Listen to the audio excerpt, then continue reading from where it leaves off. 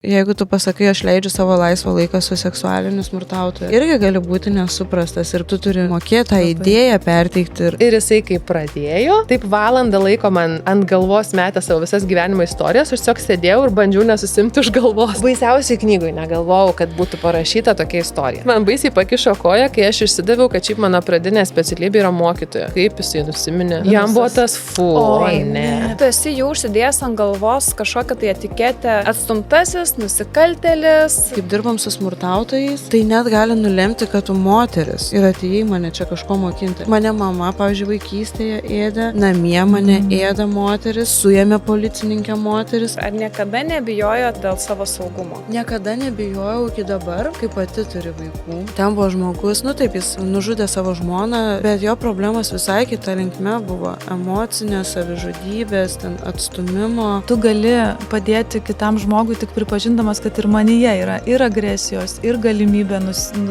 nupult ar ne, paslyst. Labas. Labas, Vaida.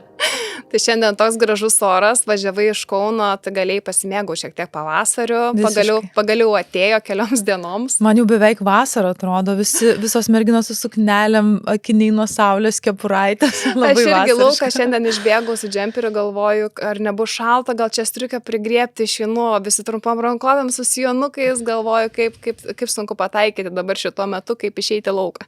Reikia jau sekti prognozes. Ir žinai, ką dar pagalvojau važiuodama, numatyt, kad jau tą temą įeidinėjau, tai galvoju, kaip fainai turėti šitą laisvę, kad mano aplinka buvo tokia, kad aš galiu būti šitoje situacijoje gyvenime, važiuoti pirmadienį į tinklalaidę vasarišką dieną, o kai kas dėl savo kažkokių klaidų arba dėl to, kad aplinka buvo nevykus, dabar mato turbūt tiesiog pro kažkokias sienas arba pro langus, ane tą saulę. Tai. Taip, tu jau įvedinėjai mus į šiandienos pašnekovų temą, tai šiandien kalbėsime su probacijos atstove ir savanore, kuri savanoriauja taip pat šitoje temoje, ar ne? Apie mūsų svečius, apie mūsų viešnes pakalbėsime vėliau. Tačiau iki to, gal Milda, dar norėčiau tokios trumpos įžangos, gal pasikalbėkim šiek tiek, kaip ten su savanorystės standartu, nacionaliniu savanorystės standartu mums sekasi, ar ne? Visada padarysim tokį atnaujinimą, kad tie, kurie domisi būtent standarto veikla, kad žinotų, kaip mums sekasi, kur mes šiuo metu esame ir kokiu etapu laukti. Tai šiek tiek pakalbėjome ir praeitą kartą, o kas vyksta šiuo metu, gal gali šiek tiek papasakoti.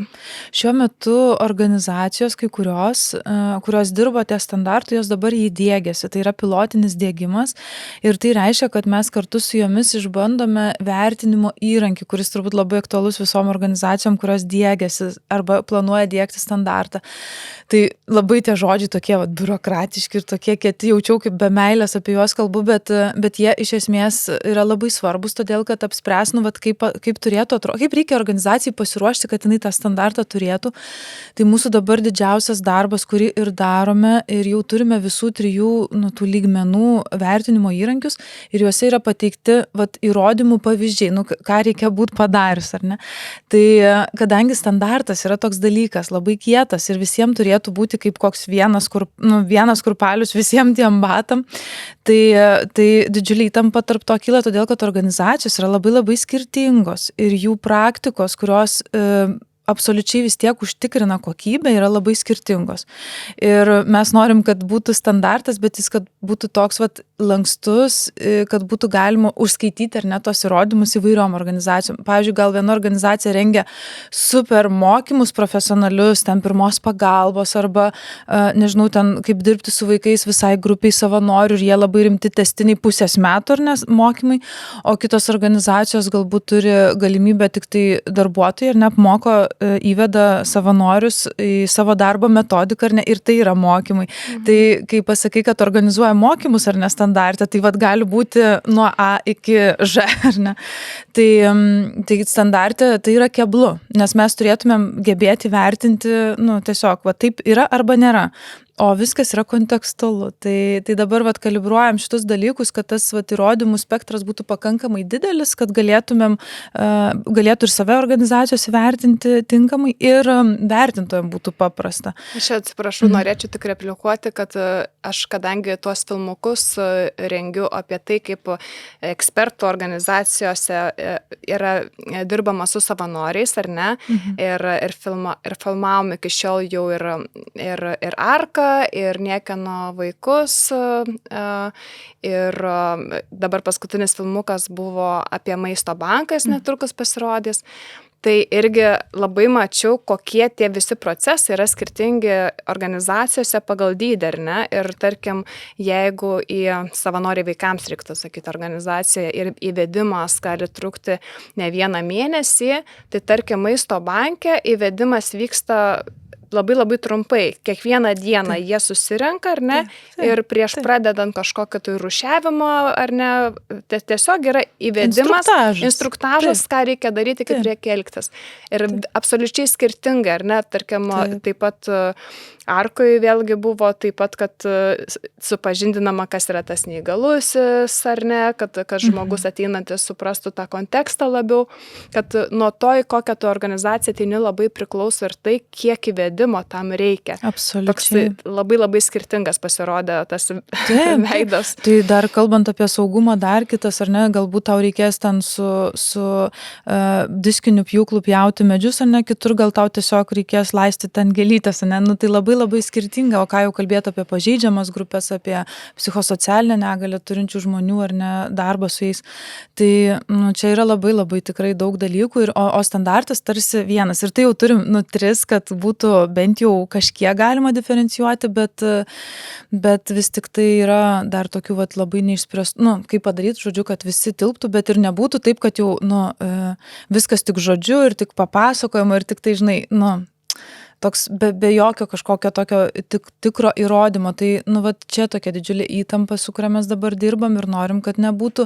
Tiesiog tikslas, kad netaptų standartas labai biurokratiškas, kad tiesiog daug dokumentų reikia. Ne toks tikslas tikrai. Noris tiesiog, kad praktikos būtų tokios, kurios įgalina savanorius jaustis gerai, kad užtikrinamas saugumas ir organizacijom taip pat, ir tiksliniam grupėm. Tai šiuo metu tas įrankis yra išbandomas mūsų ekspertų organizacijose, tai yra organizacijose, kurios yra bendrakūrėjos šito standarto. Taip. Patys sukūrėm, patys bandom. Paskui, aišku, po truputį jau nuo rudens pradėsim dirbti ir su kitom organizacijom, ar ne, kurios procese nebuvo. Ir aišku, gali būti, kad reikės kalibruoti eigoje tos įrankius. Taip pat, kadangi projektas iki 28 metų dar tęsis, tai turime tą galimybę, bet aišku, norisi jau kažkada prieiti tą tokį sutarimą, kad taip ir važiuojam su šito. Tai dabar tokiame etape esame, o birželio 22 dieną jau turėtumėm patvirtinti galutinai standarto tekstą. Tai vis dar renkam grįžtamąjį ryšį, susitinkam su organizacijom įvairių profilių, kurios nebuvo kūrimo procese, bet kviečiam jas steigti grįžtamąjį ryšį, nes jeigu yra kažkas labai ekstremaliai netitinka poreikių jų, teminių ar ne kažkokių, arba reikia kažką įtraukti, tai dabar koreguojam šitus dalykus. Iki birželio 1 dar renkame grįžtamąjį ryšį ir tada jau 22 dieną socialinės apsaugos ir darbo ministerija tvirtinsime standartą ir jau paleisime į gyvenimą tokį, koks jis jau galutinis yra. Gerai, tai man atrodo, kad šitą dalį aptarėme, dabar galime eiti prie tos dalies, kur ir kalbėjome įžangoje, pasikalbėti apie probacijos veiklą.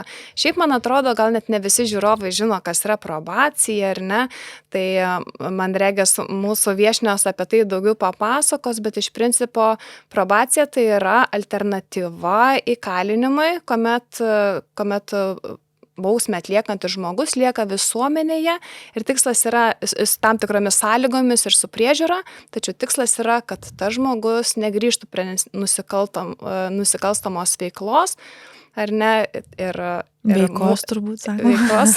Nusikalstama veika. Veika. Ir kad kaip tai vyksta, ar ne, kaip probacijos žmonės su tuo dirba, man atrodo, bus labai įdomu šiandien ir paklausyti. Tai man malonu labai pristatyti mūsų viešinę šiandien. Tai pradėsiu nuo Jūratės. Jūratė Stalmačenkienė yra resocializacijos ir priežiūros skyriaus vyriausioji specialistė. Tai sveiki, Jūratė. Ir mūsų viešinė iš jaunimo darbuotoja, ar ne, prirašytos rankos organizacijos savanorė, šiuo metu jaunuolio mentorė Aurelija Ignotė. Labas. Tai labai smagu jūs čia matyti, merginos, todėl kad tema yra nepaprastai įdomi. Dar nekalbėjome tikrai apie šitą temą, ar ne, Milda, apskritai probacija yra tokia įdomi veikla, kur galima, atrodo, savanoriauti. Apskritai apie probaciją, kaip ir užsiminiau įžangoje, nėra labai daug turbūt žinoma, kalbama, bent jau man probacija, toks ir pavadinimas dar buvo pakankamai svetimas ir kai pradėjau domėtis, aš supratau, tai taip, tikrai apie tai žinojau, bet kažkaip būtent tas pavadinimas, ta veikla nebuvau įsigilinus iki galo, tai tikrai labai daug ir klausimų norėsim sužinoti ir ypač, kas yra susijęs su savanorystė, kaip galima, atrodo, savanoriauti ar ne tokioje veikloje, kaip savanoris gali prisidėti. Tai tikrai labai bus vertinga sužinoti ir aš tikiu, kad įkvėps ir mūsų klausytojų, žiūrovus kreiptis, ar ne, ir išbandyti save tokioje veikloje. Gal Aurelijos pasakojimai įkvėps kažką, tai gal ir pradėkim. Tai jeigu galima, gal Jūratė, nuo jūsų ir pradėkim apskritai. Aš šiek tiek pasakiau savo įsivaizdavimu, kas yra probacija, bet jeigu aš kažką nusišnekėjau, tai dabar yra pats laikas ir vieta tai padaryti, pataisyti mane. Ne, iš tikrųjų jūs labai gražiai pasakėt, labai gražiai. Ir kodėl gal tas žodis nėra toks girdėtas, nes turbūt nuo amžių yra kalėjimai ir visi apie jo žino ir girdi. O probacija nėra tokia sena institucija, o būtent šituo žodžiu probacija iš vis nesena, tik tai nuo 2012 metų. Man šiek tiek palengvėjo dabar. Taip, tai ir tikrai dar mes pakankamai jauni ir apie mūsų žinoti jau vis daugiau galima, tikrai įvairiom priemonėm viešinamės ir jeigu seniau būdavo žmonių, kurie bandydavo ateiti išsimušti auksę prabą, tai dabar jau nebepasitaiko tokiu atveju.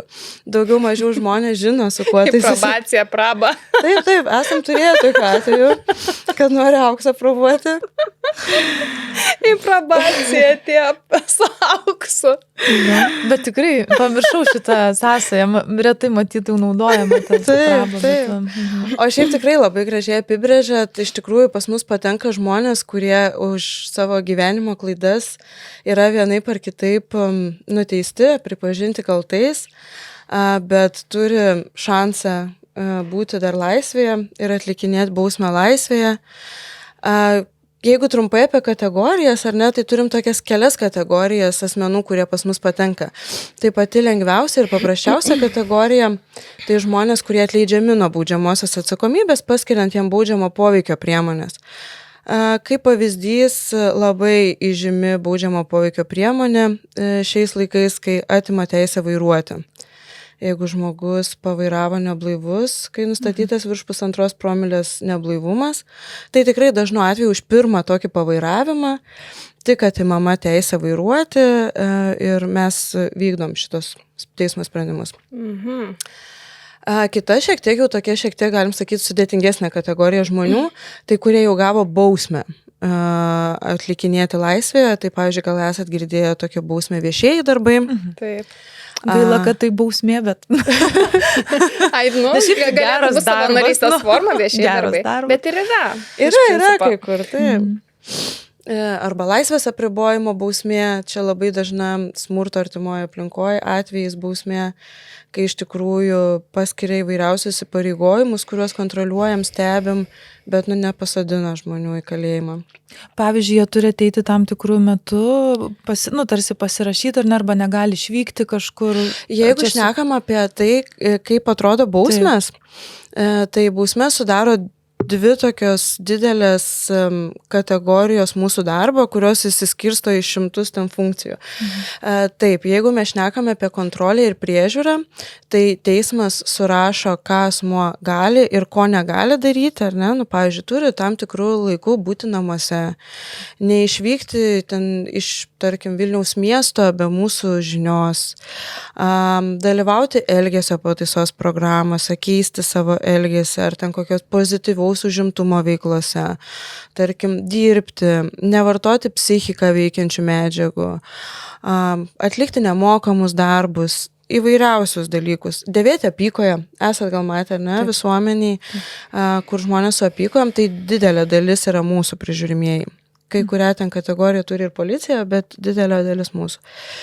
Tai ir pareigūno darbas taip ir atrodo. Sukontroliuoti, sužiūrėti, kiek įmanoma, ar tikrai tas žmogus yra ten, pavyzdžiui, kur jam pasakyta, ar laikosi nustatytų įpareigojimų, draudimų, bet prie viso to yra didžiulė mūsų sfera padėti tam žmogui. Labai gražiai jūs pasakėt, Vaida, pradžioj. Galim kontroliuoti ir bausti ar ne, bet jeigu nepadėsim pažvelgti savo gyvenimą kitaip, nepakelsim motyvacijos kažkaip keistis, ieškoti sprendimų, tai niekuom nesibaigs. Bausmė vien tik tokia jinai neveikia. Tai kita didelė mūsų darbo dalis yra resocializacija. Tai resocializacija apima keletą dalykų ir kelių specialistų kvalifikuotų darbo pas mus, tai didelė dalis elgesio pataisos programos. Čia dažniausiai ir visuomeniai, ir kitom institucijom labai įdomi dalis, labai įdomu, kaip tai veikia, ar tikrai gali žmogus išmokti kitaip pasielgti, kokios tos programos, kiek jų ir apie ką. Nu, čia iš tikrųjų mes galėtume turbūt kelias laidas filmuoti, nes čia mano arkliukas, čia mano mėgstamiausia tema apie elgesio pataisos programas. Bet tikrai jų turim įvairių ir individualių, ir grupinių nukreiptų į elgesio keitimą smurtaujant, supykus, į psichiką veikiančių medžiagų vartojimą ir motyvavimą gydytis. Specialią programą neblaiviems vairuotojams turim, kad išmoktų gyventi kitaip ir nevairuoti išgėrę. Kiekvienai temai ar ne, kiekvienam tam nusikaltimui, kaip suprantu, turit atskiras priemonės kažkokias su kuriom... Taip, pagrindinis tai yra smurtas. Tai keletą specializuotų smurtinių programų. Labai blogai skamba smurtinių programų. Ta prasme, jūs nesimušat, bet ta tema dirbat, ar ne, kad suvaldytų žmogus savo smurtinį elgesį. Taip. Tai yra... Čia darbas su psichologija, ar nedaugiausia turbūt psichologai, specialistai apie tai kalbasi, kaip jiems susidoroti su savo agresija vidinė, ar ne, kaip tą savo modelį perdaryti. Aš įsivaizduoju, aš suprantu, jūs kalbat, bet aš galvoju, bet tas žmogus visą gyvenimą greičiausiai augo kažkokioje aplinkoje, ar ne, nes neateina tas dalykas iš niekur. Greičiausiai tai yra socialinė aplinka, kažkur išmokti modelį elgesio, tas galbūt karštakošiškumas, nevaldymas savo emocijų. Tai atrodo taip kompleksiška, taip sudėtinga turėtų būti pakeisti iš esmės modelį žmogaus ar neelgesio per kiek laiko, kiek jūs turite apskritai laiko nusimatę pakeisti tą elgesį? Šiaip standartinės mūsų pagrindinės programos 6 mėnesių. Tai 6 mėnesių programos yra ir 3, bet standartas dažniausiai 6 mėnesių programos. Bet jūs labai gerai užsiminėt, kad tai nėra taip, kad tarkim vakar aš buvau piktas, taip. Ar ne? Ir su pykčiu susiję dar labai daug dalykų. Galbūt aš esu piktas, nes mane spaudžia skolos, psichika veikiančios medžiagos, santykiai, galbūt aš iš vis neturiu normaliai kur gyventi, ar ne, ir nusiprausti. Gal aš turiu depresijos požymių. Tai labai gerai jūs čia užsiminėte apie tas kitas mūsų resocializacijos sudedamasias dalis, kad dirba pas mus ir psichologai, ir mediatoriai, ir socialiniai darbuotojai, bet iš tiesų va čia yra tas visuomenės dalis, apie ką mes šiandien ir su jumis kalbam, ar ne, nevyriausybinio organizacijų susitelkimas ir pagalba ir savanorių pagalba. Nes viena pati institucija, taip, mes galim padaryti nemažai, bet žmogus išeina į gatvę, jis mūsų kaimynas. Pas tos pačius žmonės. Taip, pas tos pačius žmonės. Tai tikrai neabejotinai labai svarbus yra ir visuomenės įsitraukimas. Ir jeigu užbaigiant trumpai apie pačias bausmes, tai 3 kategorija asmenų yra sudėtingiausia tam tikrą prasme, kad jie jau susiję su laisvės atėmimu. Tai yra asmenys nuteisti laisvės atėmimo bausme, bet jiems bausmės vykdymas atidėtas. Ir jeigu tu išbūni teismo nustatytą terminą be pažeidimų laisvėje, tai liaudiškai galim pasakyti, laisvės atėmimas nusibraukia. Okay. Ir dar yra asmenys, turbūt jau čia gan girdėti jums, iš įkalinimo įstaigų, iš kalėjimų, lygtinai išėję anksčiau bausmės atlikimo. Už gerą elgesį, pavyzdžiui, ar ne? Už kažkokias lengvinančias aplinkybes. Taip, jie turi visą savo ten pažangos įvertinimo sistemą, visą teisinę reglamentavimą, kada ir kokiais atvejais jau gali žmogus išeiti anksčiau į laisvę. Tai va, tai čia tiek apie pačią trumpai veiklą, ką mes veikiam, ką vykdom ir turbūt supratot, kad čia ir funkcijų labai daug, ir veiklos labai daug. Tiek daug visko, kad atrodo tikrai, jeigu galėtumėm kalbėti šią parą mažiausiai, bet turbūt gal eikim prie savanorystės dalies, nes ir Aurelija labai norisi išgirsti. Tai Jūrate, kur čia gali pas jūs atsirasti savanorius? Iš esmės, bet kur resocializacijai, prie priežiūros tai jau ne, čia jau pareigūnų darbas kontroliuoti, tikrinti, užtikrinti. Iš tikrųjų, savanoriai gan plačiai gali pas mus reikštis. Ką šiai dienai turim arba ko dar norim turėti, tai iš esmės priklauso nuo savanorio kompetencijų, kvalifikacijos, ar ne? Jeigu savanoris yra jaunas žmogus, studentas be kompetencijų dar ir be patirties, tai turbūt labiausiai gali įsilieti organizuojant priemonės, renginius, ten edukacijas, sukviečiant, padedant pareigūnams susikoordinuoti, susikalbėti su žmonėms, suskambinti ir panašiai. Jeigu jau ateina žmogus su tam tikrom kompetencijom ir gali, pavyzdžiui, konsultuoti kaip psichologas, turim iš tikrųjų įvairių patirčių, priklausomybių konsultantai ateina savanoriauti.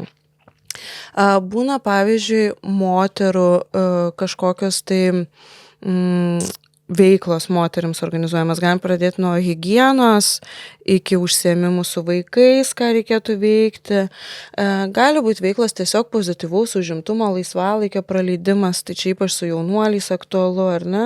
Čia gal ir Aurelija tikrai papasakos, ką prirašytos rankos veikia šioje srityje. Nauja veikla, kur ir taip pat Aurelija atstovauja jaunuolių mentorystę ir tikrai, manau, papasakos, ką veikia ir kaip veikia. Taip pat, jeigu savanoris tikrai turi užsidegimo, noro, gali kartu su mumis, su probacijos darbuotojais apsimokinti ir įsilieti į elgesio pataisos programų vedimą. Čia kažkokios grupės, ar ne, turbūt, kur... Taip, didžiąją dalim grupės. Galima dirbti ir individualiai, bet individualiai programų taikymo neduodam savanoriam. Taip, čia jau tokia reikalauja tikrai tokio, kompetencijos iš esmės. Taip, ir šiaip čia, žinot, labai daug tokių dalykų, o kas atsakys ir visokių gali būti niuansų. Čia turbūt mes gal šnekėsim dar apie kažkokius iššūkius, problemas.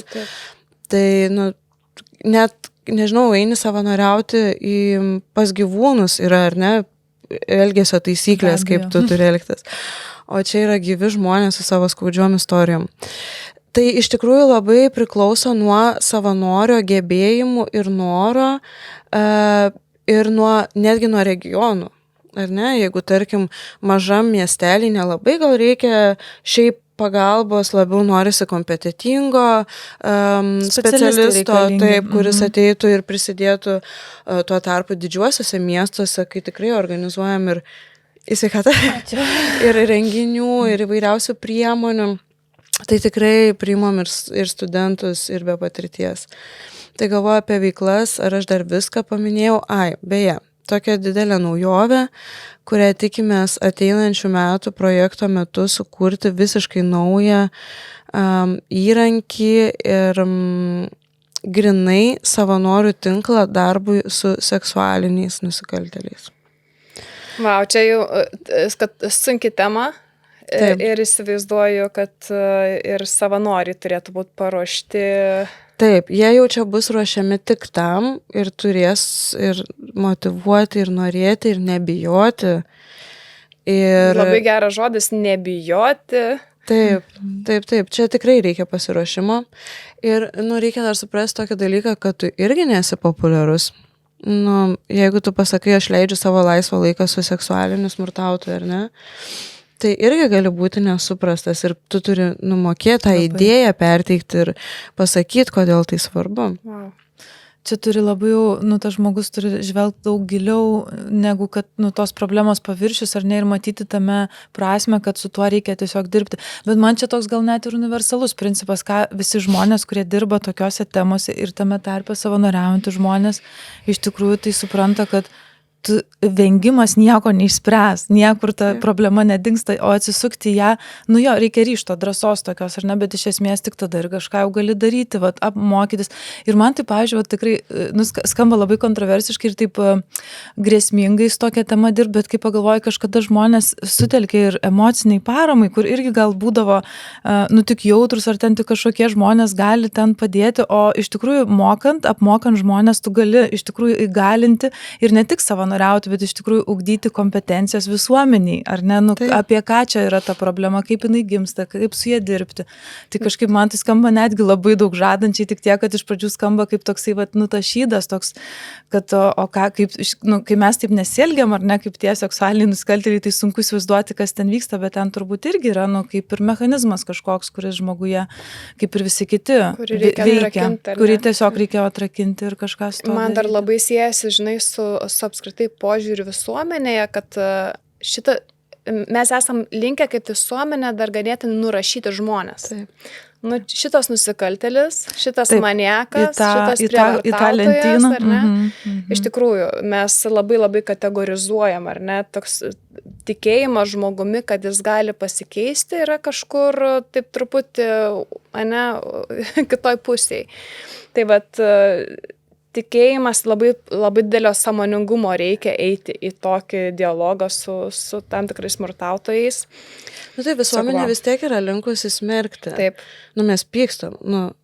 Tie žmonės padarė kažką negero, ar ne? Taip. Ir mes pykstam, natūralu, kad žmogus kelia visokias emocijas. Dar jeigu apklaustumėt, didelė visuomenės dalis gal net ir už mirties bausmę būtų. Taip. Tai, ir įsivaizduojat, man ateiti savanoriauti, padėti tam žmogui, ant kurio dauguma pyksta, Taip. Ar pavyzdžiui, nueiti pas vaikus, ar ne, į ligoninę pabūti su jais, kur labai vienareikšmė, ar ne, ta Taip. problema, o čia tokia dviprasmybė labai ryški. Tai aš čia gal Aurelę labai noriu vesti, nes man atrodo, Aurelė žino daugiausiai už mus, mes čia, žinai, balbatuojam savo laimingos. Aišku, Jūratė, aš juokauju, Jūratė susidūrusi pati kaip arti procesuose pačiose dalyvauja resocializacijos. Bet Aurelija pati esi iš organizacijos prirašytos rankos. Kaip suprantu, ši organizacija su jumis bendradarbiauja, Jūratė. Taip. Teisingai, kaip jūs veikiate kartu su prirašytomis rankomis? Visai naujas, tai mūsų socialinis partneris praeitais metais, bemaž prieš metus pasirašėm bendradarbiavimo sutartį. Veikiam visaip. Iš tikrųjų, kuom įdomus šitas socialinis partneris ir šita nevyriausybinė organizacija, kad geba prisitaikyti prie poreikių ir pasiūlyti veiklas daug Lietuvos miestų. Nes plačiai. Įprasta taip, kad tarkim, tu įsikūręs Vilniuje, tai tik Vilniuje, ar tu ten įsikūręs Šiauliuose, tai tik Šiauliuose. O su šita organizacija vis plečiamės. Ir Vilniuje savanoriai vykdo veiklas, ir Klaipėdoje, ir Kaune pradeda, ir turbūt plėsis dar, nes kadangi yra ir Panevėžio kalėjime, jau žinau, ten veikia jų savanoriai, tai turbūt ir pas mus kažkas plėsis. Tai prirašytos rankos dirba ne tik su probacija, bet ir su kalinčiais, ar ne? Taip, ir su kalėjimais. Su kalėjimais, supratau.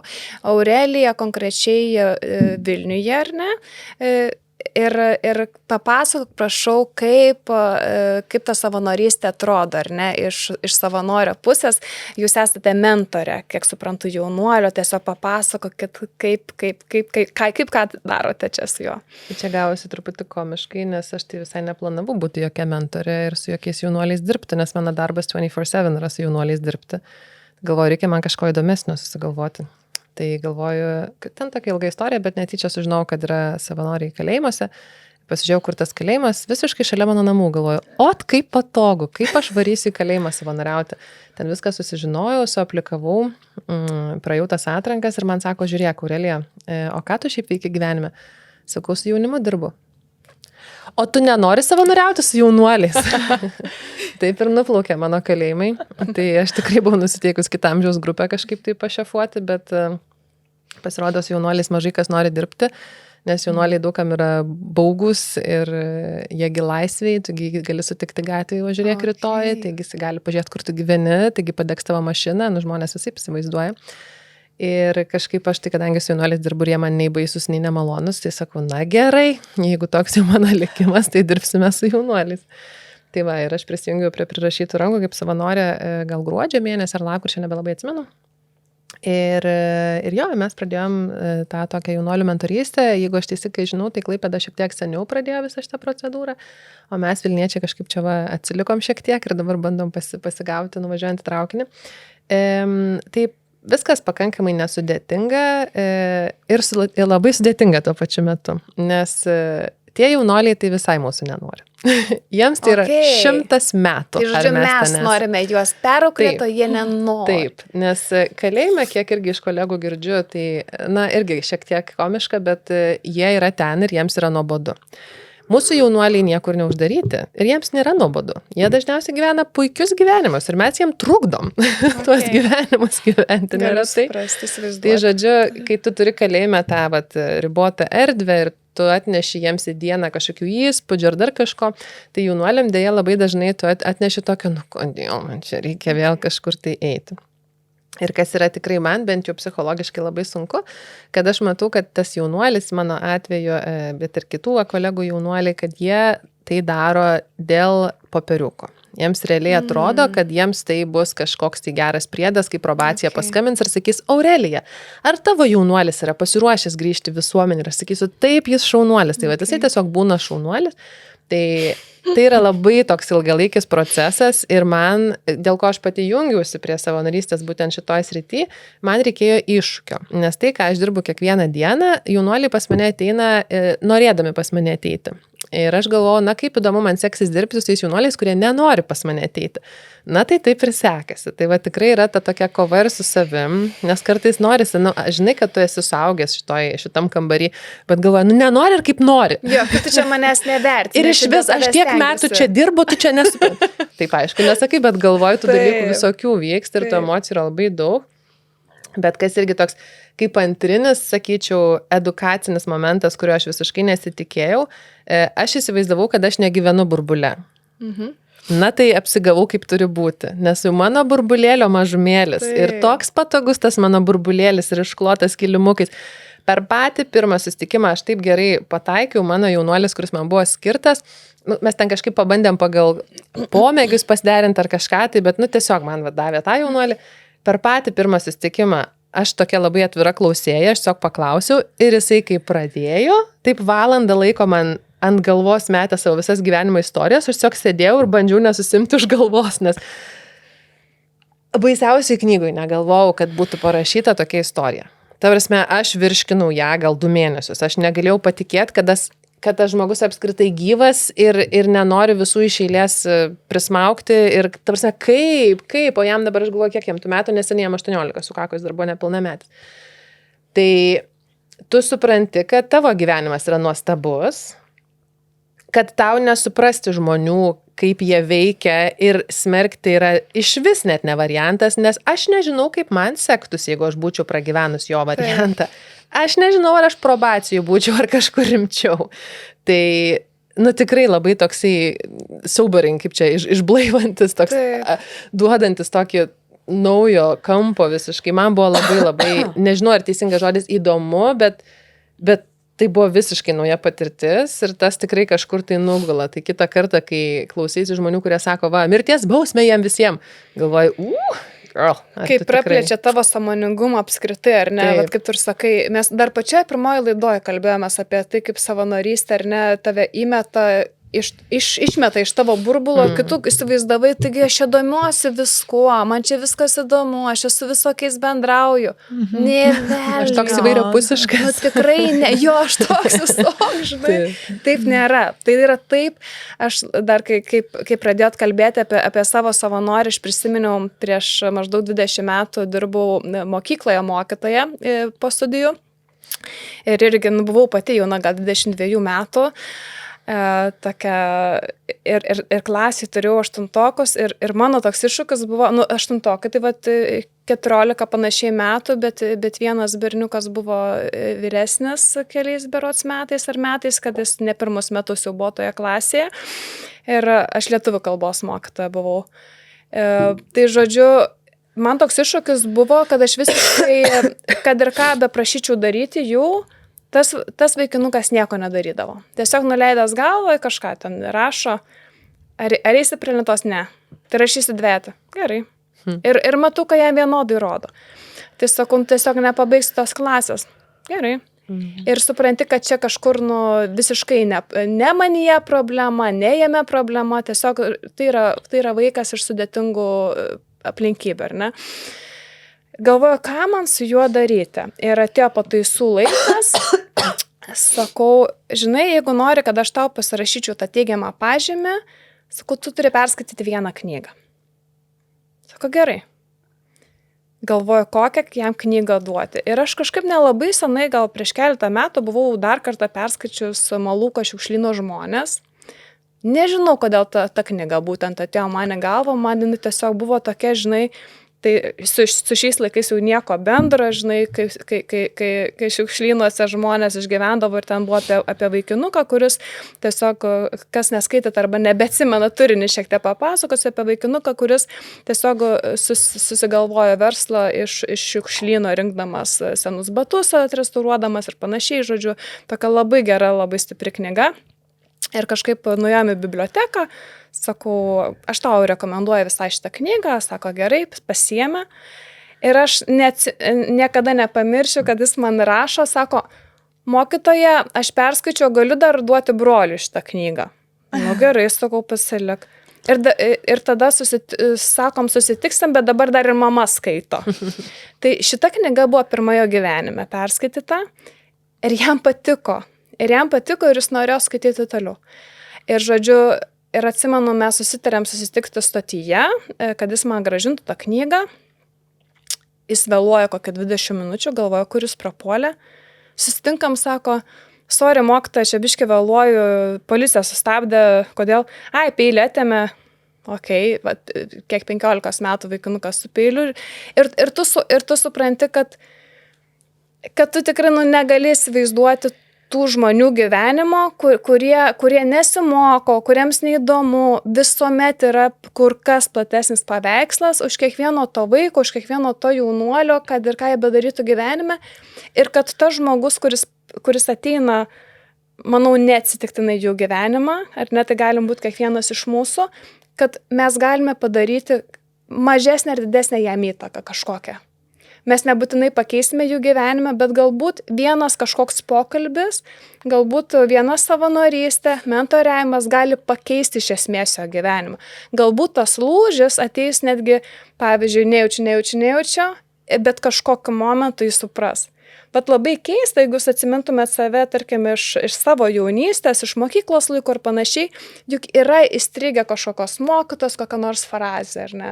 Man yra išlikę ten, kad supraskit, kad čia yra komoda ir kurią lentyną pasirinksit priklauso nuo jūsų. Bet kažkaip paima ir užstringa į galvą tokie dalykai, žinai, kad viskas priklauso nuo mūsų ir kaip ir tu sakai, žinai, kad mes esame kryžkeliai, probacija realiai tai yra kryžkelė, ar ne? Į kurią pusę pasuks jaunuolis? Grįš atgal kažkur, ar pasuks į dešinį tą šviesesnį gyvenimą? Ir vat kokią įtaką, atrodo, ar nepadarysit, tai taip galbūt ir pasirinks. Gal ir ne, bet galbūt. Tai Aurelija, kaip sekasi jums su tuo jaunuoliu? Kryžkelėje. Toje kryžkelėje, aha. Nu visaip, žinokit, visaip iš tikrųjų. Aš pati mėgstu labai gilų kontaktą ir man labai nebaisu eiti į kontaktą, aš labai smalsi, man tikrai įdomu, aš nelabai bijau ten kažkokių baisių istorijų ir ten, kai būna perpasidalina kažkuo, tai labai dideliu manas tai negazina, aš nesinešu tų dalykų namo, ten būna, kad pasivirškini, bet man tai labai nekerta per smegenis, bet yra tas dalykas, kad labai sunku tokiam ilgalaikiam procese įžiūrėti kasdienę prasmę. Labai sunku. Nes dažniausiai tas susitikimas, jis toks yra labai neformalus, mes neturime teisę susitikti tik tai dviese, mes turim būti kažkur viešoje vietoje, aš negaliu, pavyzdžiui, jo pasimti pavežti kažkur, ar ten tai turi būti vieša vieta, tai mes dažniausiai esam susitarę su jaunimo centrais, mes su jaunimo centru Spotas dirbam ten Šopeno gatvėje ir jie tikrai labai fainas turi erdves, ten susirenka daugiau tų jaunuolių, bet mes va taip savo kampelį darom savo dalykus. Dažniausiai mes tiesiog kalbamės, ten būna kažką tai pažaidžiam, kažką tai pasižiūrim, bet iš esmės tai dažniausiai tiesiog kalbamės. Tai kas yra didžiulis pliusas, kad mano jaunuolis yra baisus kalbėtojas, tu jam tik duok, jis viską man papasako, žodžiu, bet kiek tas santykis toks neformalus besimėgstų, tu jauti, kad tu absoliučiai malies paviršiui. Tiesiog paviršiui. Ir va tą tokį gilesnį santykį užkurti yra, baisiai sudėtinga. Turbūt neatsimenu atvejo, kad aš būčiau taip sunkiai bandžiusi įkišti pirštą po odą, kas ten yra. Nežinau net, ko aš ten noriu rasti ir kas man atrodo, kad ten nutiks. Bet vis atsimušiai tą tokį, kad, pavyzdžiui, einu aš čia pas tą psichologiją, jis sako, koks skirtumas, vis tiek aš ją nepasitikiu. Aha, sakau. Tada jis man kažką pasako, vidury žodžio nukanda žodį ir sako, tu vis tiek probacijai papasakosi. Okay. Sakau, aš tai šiaip man tai nieks nieko neklausiu iš probacijos, sakau, žinok, pamiršiau greičiausiai poryt, ką tu man čia pasakai, bet sakau, istorija tai smagi. Ir toks, pavyzdžiui, irgi ten paklausiu kažkokio, o kaip tau atrodo, kokio aštresnio klausimo, galų galia ten apie kokį karą Ukrainą, ar ne, tiesiog paklausiu, kaip jam atrodo. Jam neatrodo, jis bijo atrodyti. Jisai iš karto eina atgal vieną žingsnelį ir bando taip diplomatiškai sakyti, kad čia žinot, čia visaip, aš nenoriu sakyti, nes čia tuo jūs pagalvosit kažką. Ir matosi, kad taip atsargiai ant tokių eggshells jisai vaikšto, jau taip pripratęs. Bando teisingai visą laiką būti, ar ne? Net nežinau, ar teisingai, bet neutraliai labai stengiasi būti. Jo, bet aišku, būna ir kurioziškų situacijų. Aš labai dažnai prieš susitikimą su juo arba iš karto po einu sportuoti. Tai natūraliai aš būnu dažniausiai su sportinė apranga, tai tiesiog timpės ir džempas. Tai tokia visa truputį apsmukus, truputį sportinė, bet jisai mane dažniausiai mato tik tai taip. Ir kažkada aš atėjau apsirengus savo įprastais rūbais, kas tą dieną buvo labai labai laisvi džinsai ir kažkas tokio. Tai jisai mane pamatė tą dieną. Iš pradžių nepažino sekundę, tiesiog sudvejojo, nesuprato, kad čia aš. Tada žiūri, mane žiūri, sako, Aurelija, kodėl tu taip baisiai atrodai šiandien? Sakau, come on, kas čia dabar per pradėjimas pokalbio? Sako, kažkiek, kas čia per kelnes? Ir jis taip nuoširdžiai nesuprato. Taip, gal man ne taip kažkas, žodžiu. Gal tą pagalbos reikia. Tikrai, jisai visiškai buvo pasipiktinęs ir jis taip ir neatsigavo ir vis taip žiūrėdavo, ten sėdėdamas ir tuos mano batus, taip nesuprato, žodžiu. Arba būna irgi, pavyzdžiui, jisai sako, vaikšto čia jaunimas su kažkokiais klauno batais. Sakau, kokiais klauno batais? Tie klauno batai, žinot, kur tokie, ten dideli tie batai. Sakau, bet žiūrėk, ir tavo truputį klauniški batai. Mano labai brangus, Ir tu supranti, kad jis net nelabai supranta tokio subtilaus humoro, kai bandai jį trupučiuką paraustinti, jis negirdėjęs tokio. Pas jį turbūt būna arba tyčiojas, arba ne, arba pritarė. Tai tokių subtilybių irgi sėdi ir gerai, čia gal reikia švelniau šiek tiek. Tai, įdomus tas santykis, bet sakau, man asmeniškai tai tikrai sudėtinga. Bet tai kas norėjo iššūkio, tai Aurelija norėjo iššūkio. Tai iššūkį aš gavau. Bet gerai, Milda, tu sakai. Aš labai trumpai tik tai gal norėjau paklausti, ar jaučiat, kad keičiasi tas santykis su juo, kad kažkur sekasi į priekį ar gilyn, kažkur. Atvirai pasakius, tai nejaučiu šito, bet aš tokia labai priekabi santykių ir nepamirškim, kad aš dirbu su visai kitokiais jaunuoliais, tai mano patirtis yra visai kitoje srityje. Bet pavyzdžiui, aš iki šiol labai džiaugiuosi, nes per naujus metus aš gavau iš jo žinutę su naujais metais. Ir man toks buvo... Čia jau abipusiškumas. Ir klausimas, ar čia buvo irgi, kad probacijų gautų varnelę kažkokią, tai čia jo yra mezgamas santykis. Bet man toks jausmas šiek tiek yra, kad net jeigu jis tą santykį visiškai stato ant dirbtinio tokio inputo, ant dirbtinio susidomėjimo, ant dirbtinio, man yra tokia viltis, kad galbūt vieną dieną jis tiesiog nepastebės, kaip tai persleis į nuoširdų. Kad tas fake it till you make it kažkada suveiks ir jam iš jo pusės. Nes ir man tai nėra santykis, kurį aš pasirinkau dabar iki gyvenimo galo, kaip smagu tave turėti savo gyvenime. Tai nėra irgi, aš šiek tiek irgi dirbu ant dirbtinio santykio, negi ne. Nes aš bandau padėti nepastebėta. Ir kas atsimenu, kad baisiai pakišo koją. Taigi, kas man baisiai pakišo koją, kai aš išsidaviau, kad šiaip mano pradinė specialybė yra mokytoja. Kaip jisai nusiminė. Rimtai, čia minusas. Jam buvo tas ne. Pedagogė. Nusivylė. Grinai, Okay. Visiškai buvo nepatenkintas. Tikrai būtų jam labiau patikę, jeigu aš būčiau ten pardavėja, pažiūrė, kažkas būtų sakęs, sporto trenerė. Kad ir, jo. Bet, Todėl, kad, žinai, pedagogai asocijuojasi su tais, kurie visada žino, kaip teisingai būti. Taip, sakys, kaip taip yra teisinga, taip yra neteisinga. Taip. Ir prie pedagogo tu visada žinai, kad tave pataisės, nes neteisinga. Toks, žinai, toksai dorovės, žinai, mokykla tokia, kaip teisinga yra būti. Bet iš tikrųjų jų užduotis koreguoti nuolat. Taip ir gauna. Taip ir yra, žinai, bet ir pedagogų iš tikrųjų dabar tiek fainų. Tai visi yra faini pedagogai. Tiesiog tokių visokių yra, nebesilaiko, žinai, tų normų, tokių, kaip turi atrodyti pedagogas. Tikrai visokiausių ir neformalių ir panašiai. Ir kuo jis neformalesnis, kuo labiau eina į tą santykį, tuo labiau mokiniai juo pasitikė ir nori keistis ir būti ir ima tave pavyzdžiui, žinai. Tai jo, bet tuo pačiu, žinai, tu formuoji jam įspūdį, koks gali būti pedagogas, žinai, kad aš nesu tokia, kaip tu čia į mane įsivaizduoji, tu jau, žinai, laužai tą standartinę vaizdą. Taip, bet tada irgi gauni per nosį, nes pusę metų prabendrauja ir man ima kilti tarimas, ar jisai žino mano vardą. Ir aš tiesiai šviesiai paklausiu, ar tu atsimeni mano vardą? Nesako. Tai toks, visai kiti prioritetai.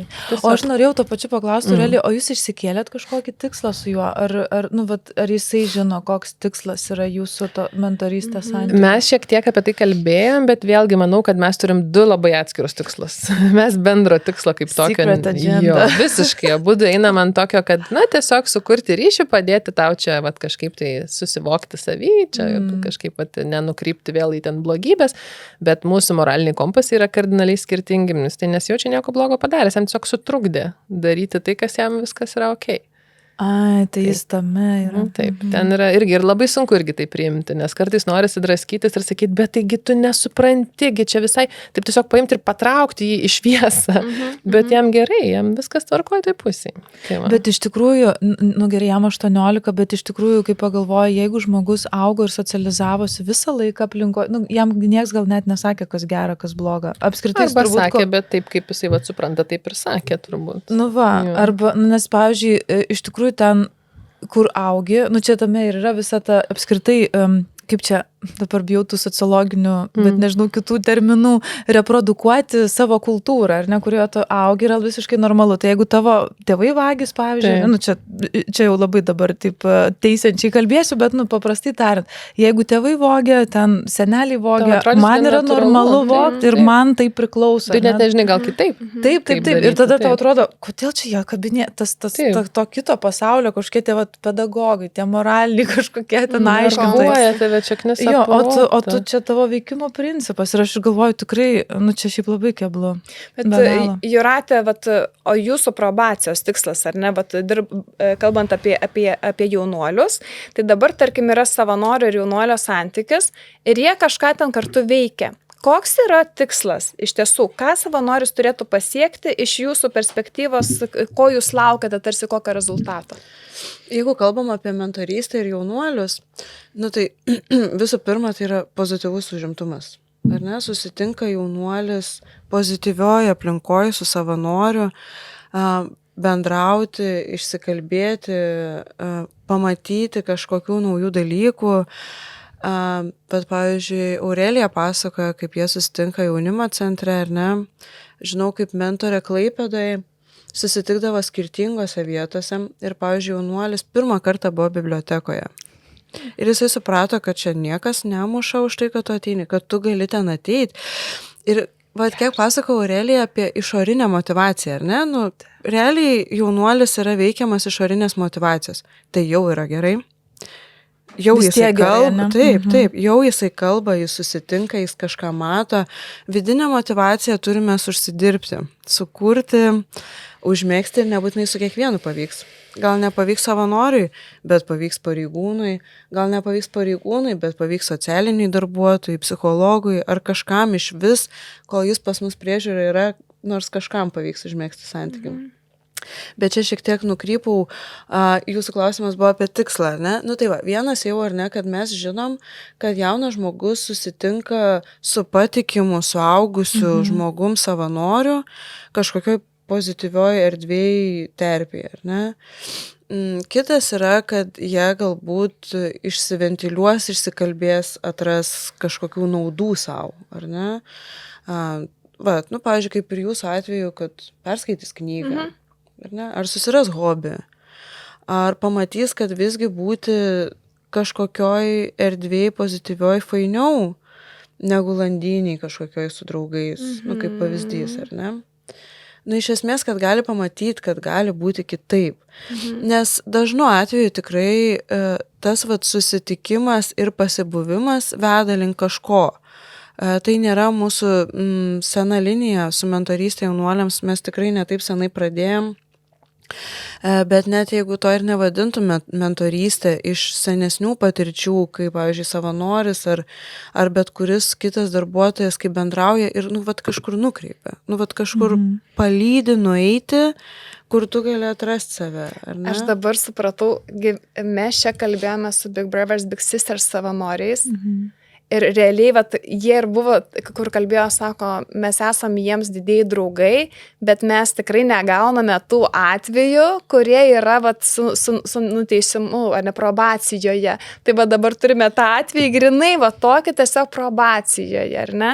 Koks pasižiūrėti, kas čia per... Aha, koks yra skirtumas, vat, nes jie daugiausia akcentavo tai, kad irgi tas ryšio kūrimas, nepasitikėjimas savimi, mokykloje patyčios, vienatvė ar negebėjimas socializuotis, tai jie va tas problemas sprendė, bet realiai Aurelija kalba ir aš matau, kad čia yra labai panašu. Čia yra ta pati draugystė, ar ne, su jaunuoliu, tiesiog, kad tas jaunuolis yra dar iš žymiai sudėtingesnės situacijos. Jeigu ten jaunuoliai buvo tiesiog iš prastų šeimų, ar ne, tai čia yra ir sudėtingų situacijų ir tai yra turbūt daug sudėtingiau. Ir va aš galvoju, tarkim, jeigu be pasiruošimo šitai kristi, nu, čia turi būti visų pirma aukšto sąmoningumo žmogus, kuris eina jau į šitą pasiryžta eiti į tokį santykį ir nebijantis. Čia tas drąsos, man atrodo, nes iš tiesų jie gali ir pasiūsti tave, žinai, ir tau gali net ir pagrasinti. Aš įsivaizduoju, iš tokio gali visokių atvejų būti. Ir tu jau turi eiti realiai pasiruošęs bet kam. Taip. Tikrai visko būna, kad galbūt grasintų ar ten įžeidinėtų stipriai savanorių, gal ir nesam taip buvę, bet pareigūnai tai tikrai esam susilaukę įvairių grasinimų ir visokių įžeidinėjimų. Ir kokia motivacija galų gale turi būti, ar ne, žmogų einančių į šitą santykį. Vat Aurelija, užsiminėt, kad jūs norėjote eiti kalėjimus, patekot čia, nesvarbu, bet iš kur... Kokia jūsų motivacija, iš kur visą tai kyla, iš kur tas vidinis poreikis tam? Na, aš kažkaip labai tikiu, kad išlysti iš komforto zonos yra sveika absoliučiai tiek psichologiškai, tiek ir net fiziškai ir kad tu kaip žmogus vis tiek apsnūsti visom prasmėm, būdamas tame, kame tu būni ir kur tau patogu. Tai aš kažkada tokiu būdu netyčiukais išsilaikiau sporto instruktoriaus, ar kaip čia vadinas lietuviškai licenciją, nes kažkaip galvojau, dirbu su žmonėms su balsu, jie manęs klauso, kai aš su jais kalbu, o kas bus, jeigu aš jiem tik tai darysiu dalykus kūnu, rodysiu, ką daryti rankomis ir kojomis ir neturėsiu šanso kalbėti, ar jie irgi manęs klausys. Tai čia labai panašus dalykas buvo. 20 metų dirbu su paaugliais, kaip sakiau, tais, kurie nori pas mane atvažiuoti ir kurie nori būti veiklose, kurias aš organizuoju. Ir jaučiuosi jau tokia profesionalė. Jau mes, kai mane bet kokį paauglį, sudėtingas paauglys, bring it on. Man taip jau viskas ramu ir paprasta. Ir negalvoju, bet Aurelija, ar tu supranti, kad šitie paaugliai vis tiek yra rinktiniai, vis tiek, kad ir sudėtingi. Yra filtras. Taip, kad ir ten kokie suicidiniai, kad ir dar kažkas autistiški. Okei, bet tu jau turi daug patirties su tuo. Tai yra vis dėlto tau įprasta komforto zona. Pasink paauglius, kurių tu visiškai nesimačius, galvoju. Gerai. Tai va čia, jo, tas ir nutinka. Bet aš taip klausant, Aurelija, žinot, kiek kilo mintis, gal aš ir klystu, bet aš galvoju, tokiam santykiu iš tikrųjų, net ne jūsų santykiai kaip mentoristės, bet, tai, kad yra probacijų ir ne jaunuolis, ir aš galvoju, čia yra šiaip labai užkoduotas konfliktas, nes probacija siekia pakeisti, jaunuolė, ne jo elgesį gerą, kad nebekartotų tų pačių dalykų, bet šiaip žmogui yra labai natūralu išlaikyti tapatumą, vientisumą savo. Taip. Ir tada, čia mes bandom padaryti, žodžiu, iš karto tas susipriešinimas, čia net ne iš kažkokių piktų intencijų, bet tiesiog jaučiu tada tas, pasipriešinimas labai natūralu, kad mane čia bandys turbūt pakeisti ir tada, Aurelija bando parodyti, kad nenoriu aš tas pakeisti, bet čia jau tas, kaip čia, paslėpta agenda yra. Taip, čia jau man visiškai, jo, iškart pasipriešinimas nuo pirmos sekundės, mane bandys pakeisti. Taip. Ir pavyzdžiui, šitoje vietoje toks irgi labai slidus dalykas, nes jeigu tai būtų suaugęs žmogus kokių 30, sakykime, ir į viršų, aš apskritai neįsivaizduočiau, kaip tokioje vietoje veiktų būtent tokia mentorystė, nes tas žmogus jau yra nutaręs, kaip jisai nori būti ir jeigu jis nenutars priešingai, tu jam nieko nepadarysi. Paauglys, aš įsivaizduoju, kad vis dar yra toksai lipdomas atvejis ir tu vis dar gali kažką padaryti, bet ir tai, iš esmės mes įkrentam visi kartu su probacijos pareigūnais, su savanoriais ir su to jaunuoliai tokį vieną bendrą procesą, kuriame nieks neturi stabdžių, mes visi tiesiog sukrentam ir plaukiam ir žiūrim, kas bus, ir visi turim savo planą, kuris kažkaip susipynęs, in the end, kai mes išlysim iš šitos srovės ir nusipurtysim, bus kažkaip sukrita visiškai ne taip, kaip mes planavom. Ir kaip išeis taip. Ir nieks nežino, kas, kokia mintis, koks sakinys, apie kokią komodą pokalbis, kam, kur sukeis kažkokią chemiją. Ir tiesiog tu būni tame ir ne visą laiką, sako, ar turite tikslą? Nežinau. Tiesiog mirkaisi tam ir tikiesi, kad kažkas kažkur suveiks. Jo, nežinau, kaip tai veikia, ką šitas daro mygtukas, bet bandom. Iš tikrųjų, bet tas santykis, kokį jūs kuriat, tai greičiausiai jaunuolis nebus turėjęs tokio gyvenime. Nes suaugęs žmogus ir tai nėra mokytojas, nėra, hierarchiškai nėra ten kažkaip, ar ne, tiesiog gyvenime galbūt daugiau patirties, ar ne ten, bet aš galvoju, tas kartais tikrai labai stipru, ypač jeigu patikė jaunuolis, kad, čia jo, gal manęs nebando pakeisti, bet nori tiesiog būti kartu, ar ne, gal. Bet tu įsivaizduoji, kiek turėtų būti nepasitikėjimo tame, kai tai ateina toks, žinai, balta varna į mano daržinę. Taip. Kodėl aš čia turėčiau tikėti? Kodėl tu įsivaizduoji, kad tu esi geresnis žmonė? Kodėl tu manai, kad tu čia geriau? Tu iš tikrųjų nieko nesupranti, bet aš tave apgausiu. Bet labiausiai ten pradžioje yra, ko tu čia nori. Ko tu nori? Nes ko mes čia sėdim? Kokia tau nauda? Ar tu algą gauni? Tu negauni algos. Iš vis keista. Taip. Ką tu čia darai? Tau negaila savo laiko, toks labai būna. Ir dabar irgi kažkaip tai, kai kalbėjom apie, kad eina į skirtingas vietas, ar ne, su tais paaugliais, aš kažkaip irgi atsiminiau, kad mes su Maniškiu buvom nuėję irgi biblioteką būtent, tai vėlgi man buvo labai įdomi tokia patirtis, kai aš taip, sugebėjau kažkaip sekundį atsitraukti ir pažiūrėti, kaip aš elgiuosi bibliotekoje ir kaip jisai elgiasi bibliotekoje, jisai jautėsi papuolęs į visiškai ne savo aplinką. Jam atrodė, kad mus tuoj išvarys. Nes niekas nesustabdė prie durų, buvo daugybė erdvių, buvo kažkokia paroda vienoje vietoje, kurią aš tiesiai įsivarčiau, nes man smalsu. Aš einu su tokiu, kad jeigu bus neteisinga, mane gražiai sustabdys. Jis eina su tokiu, tikrai bus neteisinga ir mane tuoj išmes. Visiškai kitas. Tai buvo labai įdomus toksai tas jausmas, kad jisai ėjo beveik į savo kuprinę sulindęs, o aš tokia, kas čia paroda, okei. Tai va irgi toks įdomus, kaip jisai pastebi galbūt, kaip man viskas jaučiasi, aš apsižiūriu, kaip jam jaučiasi ir taip pat pasilyginam vis kažkaip. Bet man taip, nežinau, man taip skaudu, ta prasme, ta baimė, tas neužtikrintumas. Tu žinai, tu esi jau užsidėjęs ant galvos kažkokią tai etiketę atstumtasis, nusikaltėlis, žinai, kažkoks nepritampantis ir tu taip jautiesi, tas iš vidaus ateina jausmas visiškai. Ir tu eini ir va jautiesi, kad tu jau kažkoks kitoks, kaip sunku turi būti tam vaikui, jaunuoliui. Ir kaip, žinai, ta prasme, čia turi pamatą kažkokį viduje sulaužyti, kad jis, žinai, kad jis pradėtų savimi tikėti, kad aš nesu blogesnis, aš esu lygiai toks pat kaip tu. Arba pamažu tiesiog formuoti, dėti ten trinkelę prie tas trinkelės. pasitikėjimo dalykas gal ir yra stipriausias, ar ne, kada jisai netiki savimi, kad jis galėtų pritapti. Arba, man atrodo, tas nenorėjimas būti tokiu kaip jūs, tai čia irgi ateina iš savisaugos, žinai, nes reiks griauti savo visą pamatinę sistemą. Taip, Nes aš ten nepriklausau, ne, va, Taip tam ar taip pasauliu, nepriklausau, kur yra jo. parodos šviesios, Taip. sienos, gražios arkos, ne mano pasaulis, žinai. Aš tai dar jūsų klausiau ir, galvoju, kaip mes įsivaizduojam ir kaip yra. Pats blogiausias šiaip dalykas turbūt ateiti specialistui su noru pakeisti. Aha.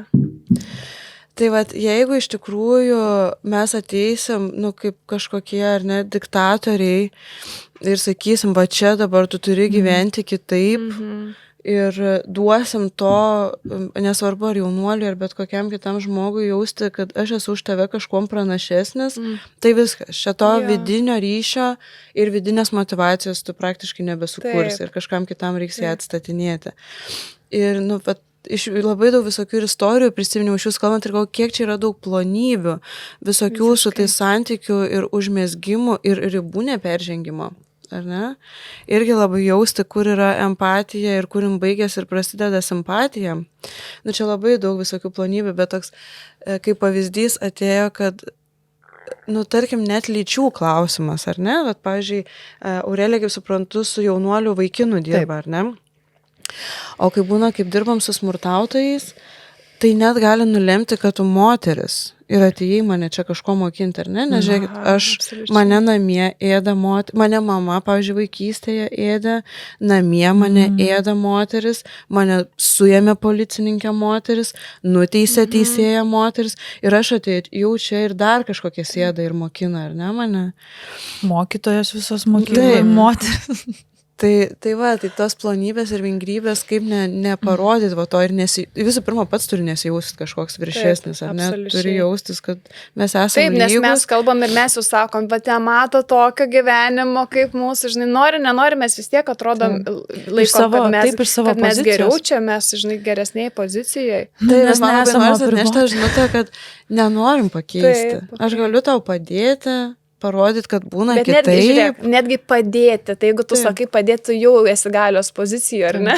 Bet taip yra, ta prasme, tai Jūratė tai ateina, pavyzdžiui, priimti, bet pačios sistemos užduotis, ar ne, tai iš tikrųjų sugrąžinti, resocializuoti ir tai yra vektorius, tai yra tikslas. Tu to nepaneigsi ir vis tiek dar turim ir bausti ir prižiūrėti. Jo, ir dar bausti ir prižiūrėti, bet žiūrėk, mes tu išvesim iš jas. Čia iš tikrųjų yra labai sudėtinga. Ir jaunuolis, aišku, tada ir galvoja, čia jau irgi iš sistemos, žinai, ateina čia mane dabar vesti į šviesą, iš tikrųjų. Kaip parodyti tam žmogui, tiesiog, man atrodo, tikslas turėtų būti pasakyti, klausyk, aš tavim tikiu, kad tu gali viską, ko nori gyvenime, ar ne, tu esi vertas geriausių dalykų gyvenime.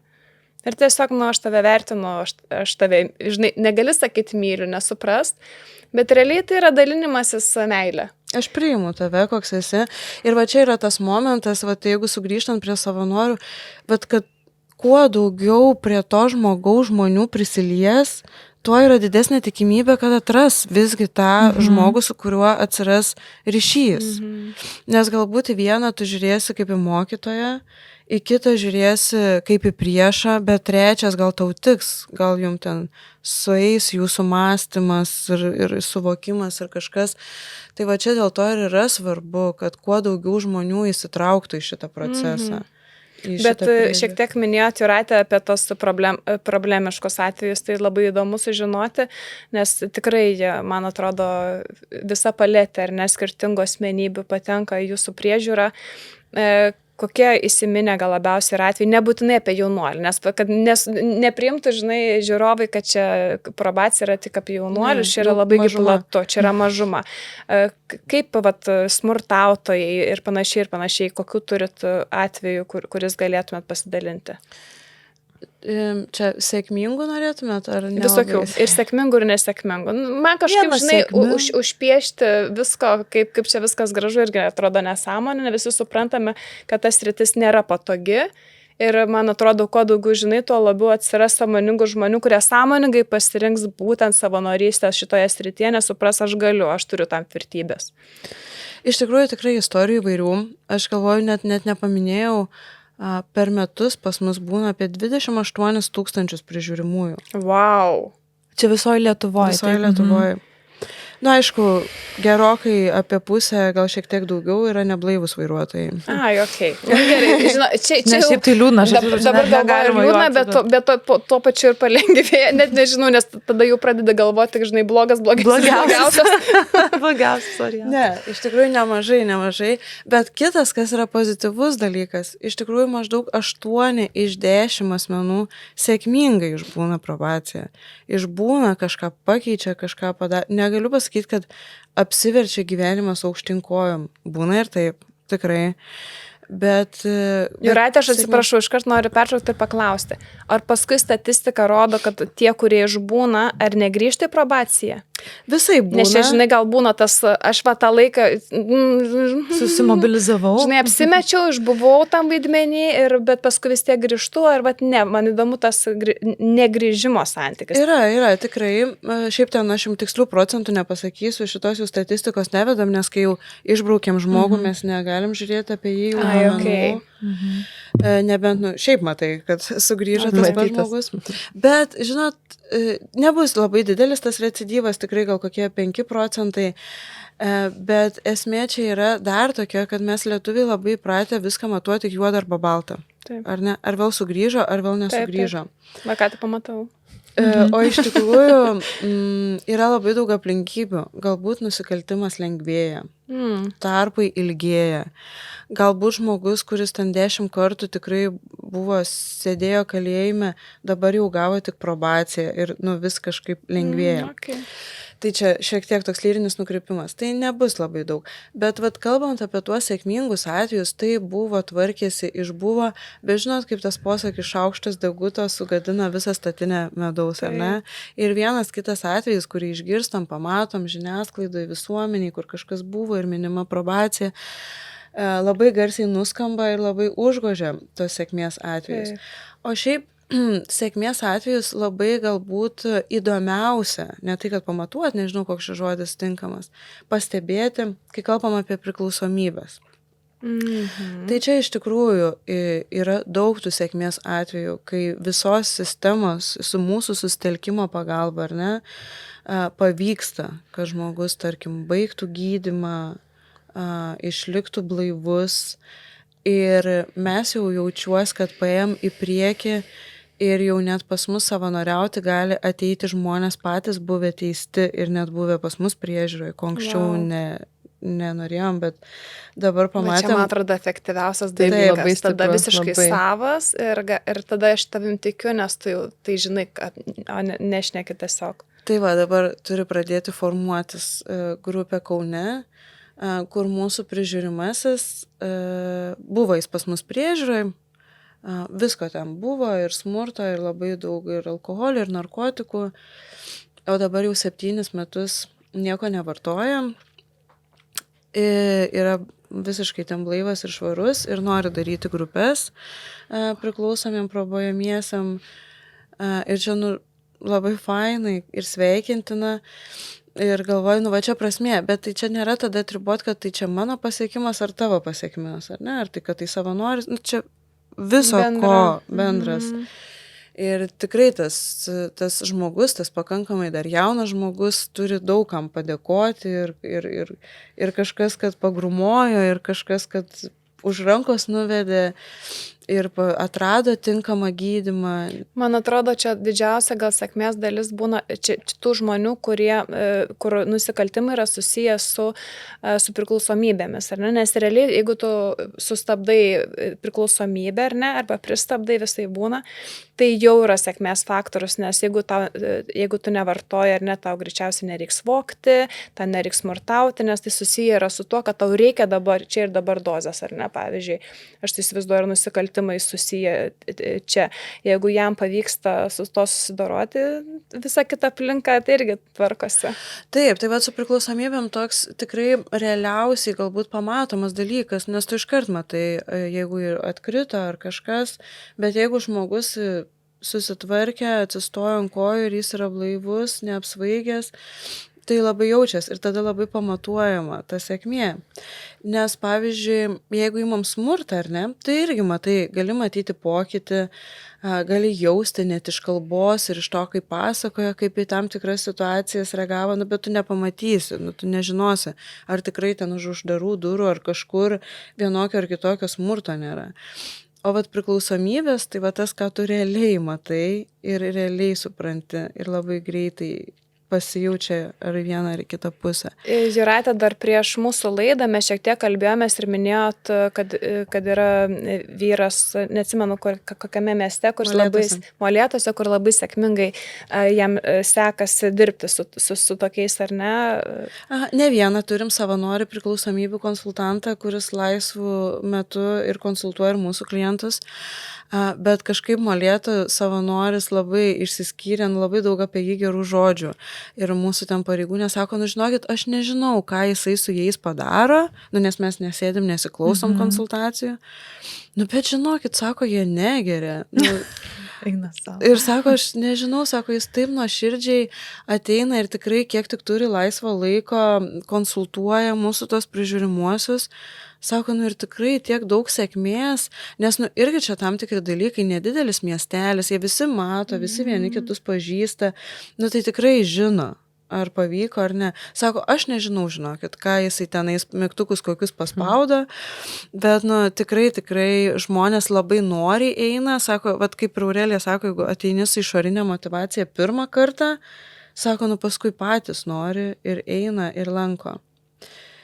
Tai tikrai priklausomybių konsultavimas vienas iš tokių veiklų, kur... Kas yra probacijos sudėtingiausias, pavadinsiu, klientas? Kur žinai, galvoja, o čia šitas atvejis ir toksai, žinai, gal net įtampos kyla iškart. Ar tai smurtautojai, ar...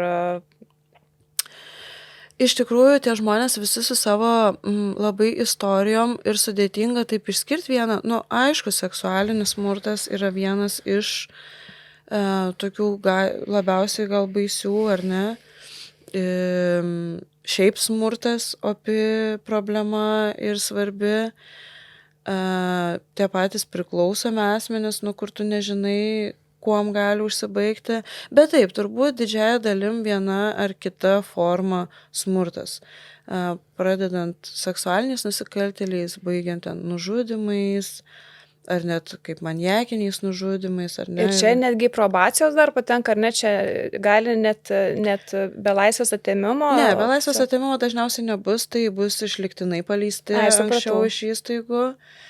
Bet, tikrai visokių istorijų matai. Ir aš atsimenu pati, dar kai dirbau su žmonėm ir sąmoningai stengdavus nepaskaityti nuosprendžio, neturėti jokios išankstinės nuomonės, nusistatymo. Ir atrodo, kiekvienas žmogus ateina ir taip normaliai su juo susikalbi ir taip normaliai susibendrauja. Ir tada paskaitai tą nuosprendį ir galvoju, kaip gerai, kad aš nepaskaičiau pradžiai, nes tikrai tas pirmas kontaktas buvo labai svarbus, be išankstinių kažkokių nuomonių ir nusistatymų. Aš galvoju, aš vaikštau kasdien to miškeliu, o tu čia kas antrą dieną ten užpuolinėjai moteris ir jas plėšiai, tarkim, kaip pavyzdys, ar ne? Ar nėra baimės, Jūratė? Ar niekada nebijojot dėl savo saugumo? Niekada nebijojau iki dabar. Kažkaip labai aš drąsi buvau atėjus čia dirbti ir praėjau daug pozicijų darbo probacijai. Ir pareigūnė, kuri grinai priežiūrą vykdo, ir su apykojam dirbau, paskui nuėjau į programinį darbą, į elgesio keitimo programas, dabar labiau administracinį, koordinacinį darbą. Bet vis tiek karts nuo karto išvažiuojam į prevencinės priemonės ir dabar yra gal baisiausia, kai pati turi vaikų. Ir galvoju, kad, ar man verta užeiti į šitą apleistą trobą, ar visgi man save pasaugoti, nes manęs irgi laukia namie. Nes važiuoji dažnai, kadangi mes tik tokiam prevenciniam priemonėm, aš asmeniškai pasijungiu, tai nepažįstu žmonių, tai nežinau, į kur pakliūsiu. Kai pažinodavau ir važiuodavau pas savo žmonės, tai ne, visiškai nebuvo baisu. Nežinojau, kur labiau pasisaugoti, kur užeiti. Bet jeigu važiuoji pas nepažįstamus, nepažįstamas vietas, tai taip, kartais būna baisu. Labai ir girdim, ar ne, visokių istorijų žiniasklaidos, kad nelabai gerai pasibaigė ir policijos pareigūnams, net ne probacija, ar ne, o jie turi daugiau galbūt ir apsaugos. Taip, mes neturim ginklų. Tai vat. Turim kitas apsaugos pažeidžiamumas priemonės. didelis ganėtinai. Taip, yra Bet labai neturim. skaudžių ir socialinių darbuotojų, netgi mirčių. Nu, bet čia, aišku, vienetai, bet labai tada jau... Bet va, kaip sako, iškyla ta šaukštas tema. deguta, iš karto pagalvoja būtent apie tuos atvejus. Taip, nu tai visko būna tikrai. Buvo visokių tų istorijų, tikrai ir man grasino, kad ten mane ir nužudys. Ir atsimenu, tas žmogus kaip tik buvo teistas už tokį nusikaltimą, kur ilgą laiką sekė žmogų, kurio nekentė.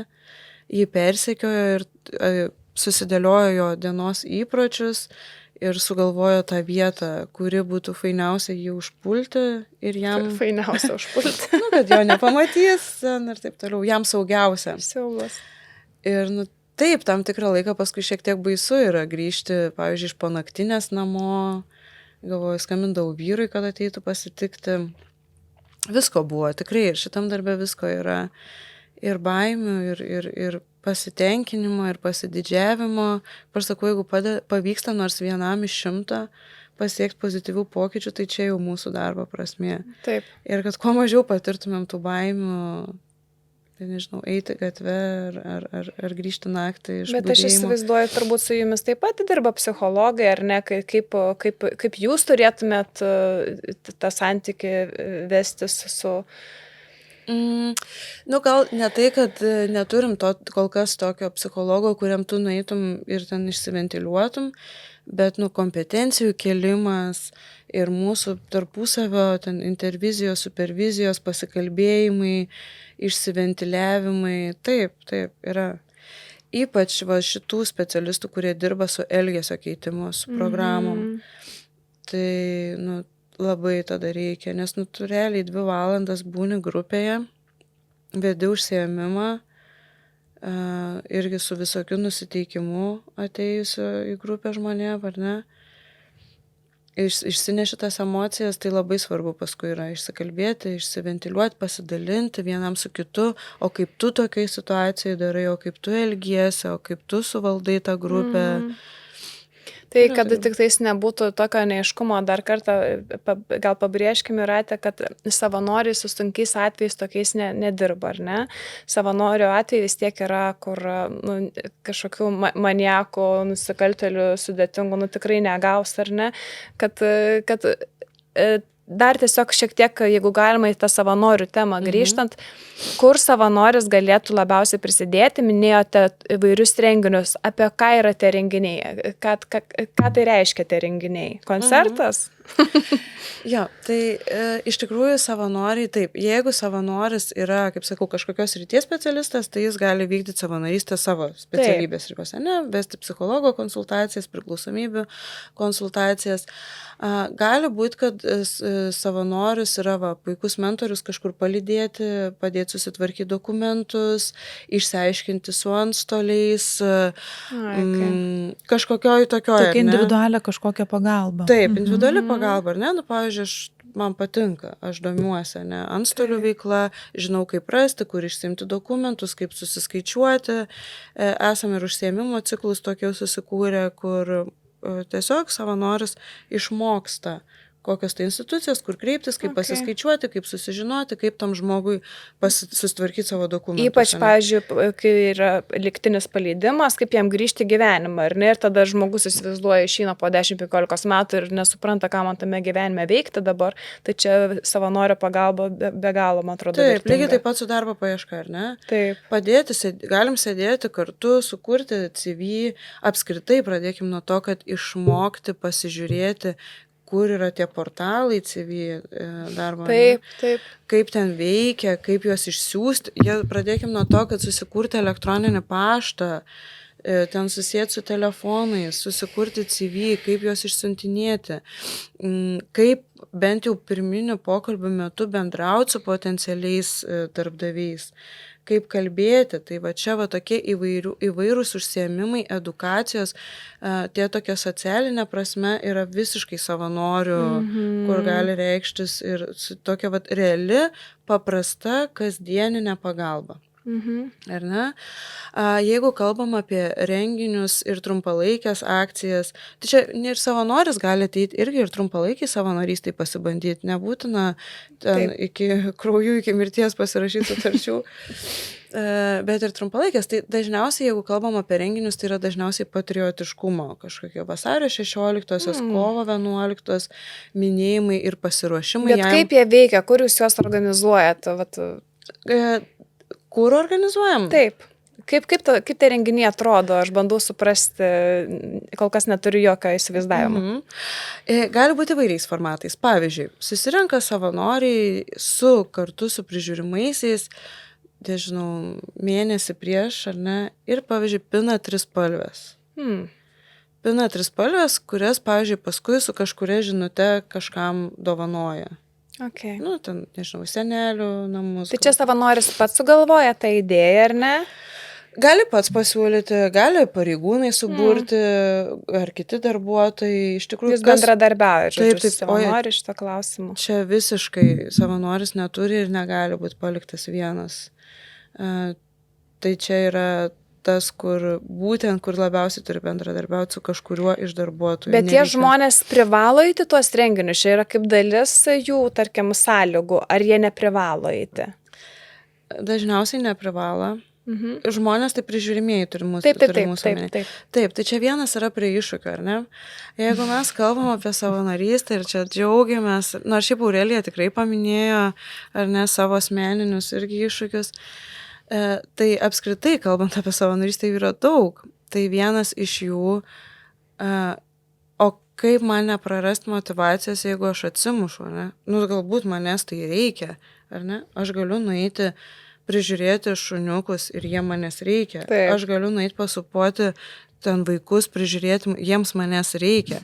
Arba galiu būti senelių ten globos namuose, jiems manęs reikia. O čia toks jausmas, kad aš turiu save siūlyti. Taip. Ir jūs čia dabar kažkaip mane priimkit, ar ne? Tai va čia didelis iššūkis, kaip išsilaikyti šioje savanorystėje, kaip neprarasti vilties ir suprasti, kad taip galbūt mes prikalbinom ten 10 žmonių sudalyvauti tavo veikloje, bet ateis gal tik 1, gal 2, gal 5, o gal visi 10, bet iš tų 10 galbūt 5 bus agresyviai nusiteikę, ar ne? Su pasipriešinimu, ar ne? Taip. Ateis ir sakys, tai ką čia dabar pinsim? Taip. Visaip gali būti. Vienareikšmiškai. Ir grupėse tą pat, kai darai, ir su savanoriais, labai būna smagu, jeigu teigiami lyderiai nusveria neigiamus. Tai tada kažkaip viens kitą užsimotyvuoja ir sėkmingiau einas. Bet jeigu ne, tai gali ir nepavykti. Ir nenorėti niekas. Čia toks darbas su savimi, ar ne? Kaip save motyvuoti, kaip save iškurti, kur savo vertę, ar ne, palikti, kad aš vis tiek čia galiu kažką padaryti. Aš su tuo susijusiu klausimą šiaip turiu Aurelijai. Aš norėjau paklausti, ar jūs kažkokį, kaip savanorių galbūt grupelė, prirašytos rankose, ar jūs turit kažkokią pagalbą, palaikymą tame išbūti tokiam neapibrėžtam santykių procese, kur jūs labiau matot poreikį galbūt negu patys jaunuoliai. Tai visiška tiesa. Aš manau, kad jaunuoliai tokios grupės neturi, o mes turim. Nes mums tikrai dažnai būna tokių visokių, kur ir paerolinė ir pagalvoja, kaip čia dabar toliau daryti. Ir pavyzdžiui, kaip minėjo, kad į, tarkim, grupinės nebūtinai susirenka dalyviai, jūsų tie prižiūrimieji, ar ne? Tai mūsų atveju, tarkim, jeigu, sakykime, buvo suplanuota, kad bus 10, sakykime, individualių mentorysčių, tai jeigu aš neklystu, taip, kad užsisuko ir prasidėjo normaliai, tai viena. Tai aš buvau ta laimingoji realiai. Nes iš tų 10, 2-3 tiesiog niekada nepasirodė jokiais kontaktais. Kokie 2-3 kiti lyg ir užmesgė pirmą kontaktą, bet tada būsiu, taip niekada ir neatėjo. Tai ten irgi yra labai daug tokio nusivylimų ir kai tu sakai, ateini ir aš čia vaduosiu, aš čia imkit dabar, bet ir tavęs tiesiog nepriima.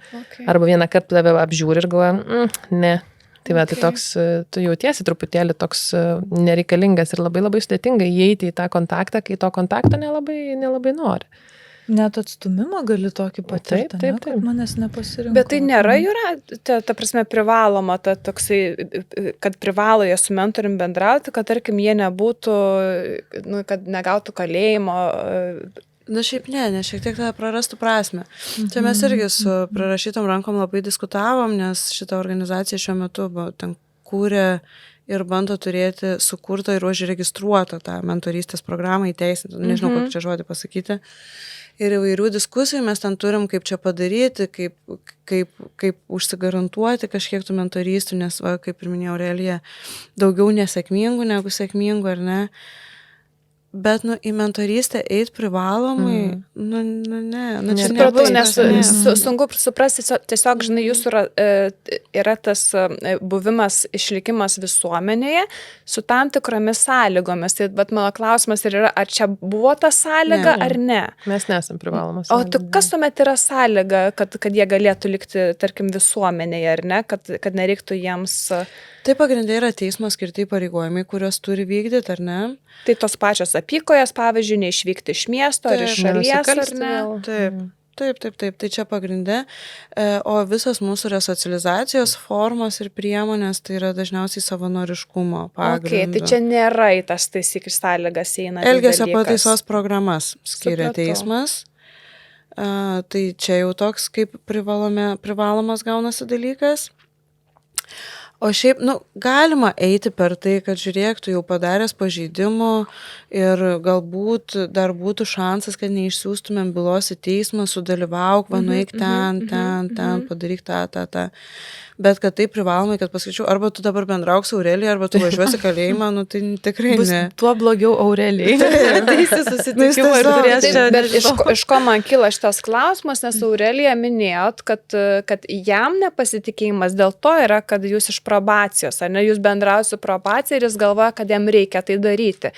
Vat man čia, žinai, kodėl jis taip galvoja. Čia dar yra toks klausimas, kur mes irgi turbūt su organizacijos atstovė diskutavom, kur yra ribos, kiek informacijos turėtų mums pateikti, kur yra grįžtamojo ryšio ribos, ar ne?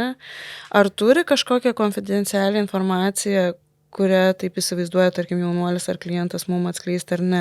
Ar tik tai, pavyzdžiui, ką tu ir šiaip veiktum kaip visuomenės dalyvais, ar ne? Žinai, kad važiuoja daryti nusikaltimą. Tai ar tu savanoris, ar šiaip žmogus, turbūt paskambintume policiją, ar ne? Tai va čia tokie algoritmai, kuriuos dar turim susikurti, bet va ką aš ir minėjau, čia yra ta pati linija. Jeigu mane visą gyvenimą baudė moteris, aš nenoriu, kad jos mane bandytų pakeisti. Tai va čia lygiai taip pat, kai tu esi iš institucijos, kurios man nuolatos gadina gyvenimą, pradedant mokyklą, baigiant kalėjimų, teismais, probacija ar policija. Ir va, kai tu užmesgi tą santykį, kad aš nesu jokia tau institucijos kažkokia atvesta, o aš noriu su tavim būti ir taip toliau, tai va tada gal ir pavyksta. Tai smagu girdėti, klausyk, aš neįsivaizdavau, kad čia toks retas net procesas. Išskirtinis. Čia visai naujas, visai naujas dalykas, mes iki ko dar norim čia išsivystyti, tai čia nežinau po kiek laiko, nes dabar ar net tu bando mentorystę tą, kad mūsų jaunuoliams yra mentoriai. Norėtumėm, kad viskas išeitų į tai, kad paskui mūsų jaunuoliai taptų kažkieno mentoriais ir savanoriais. Gal pavyks. Užauginti irgi savanorių ir mentorių kartą.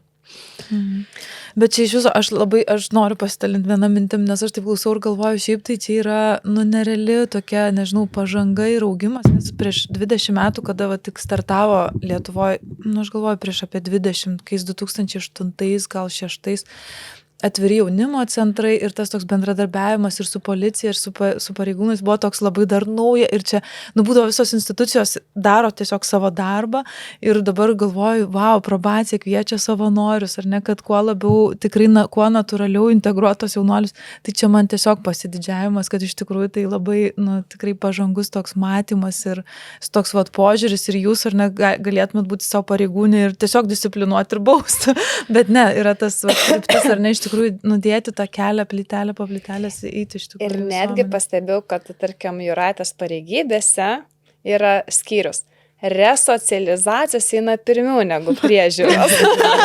į ką aš irgi atkreipiu dėmesį, beje. Taip, kai kūrėm šitą pavadinimą skyriaus, tai sąmoningai galbūt.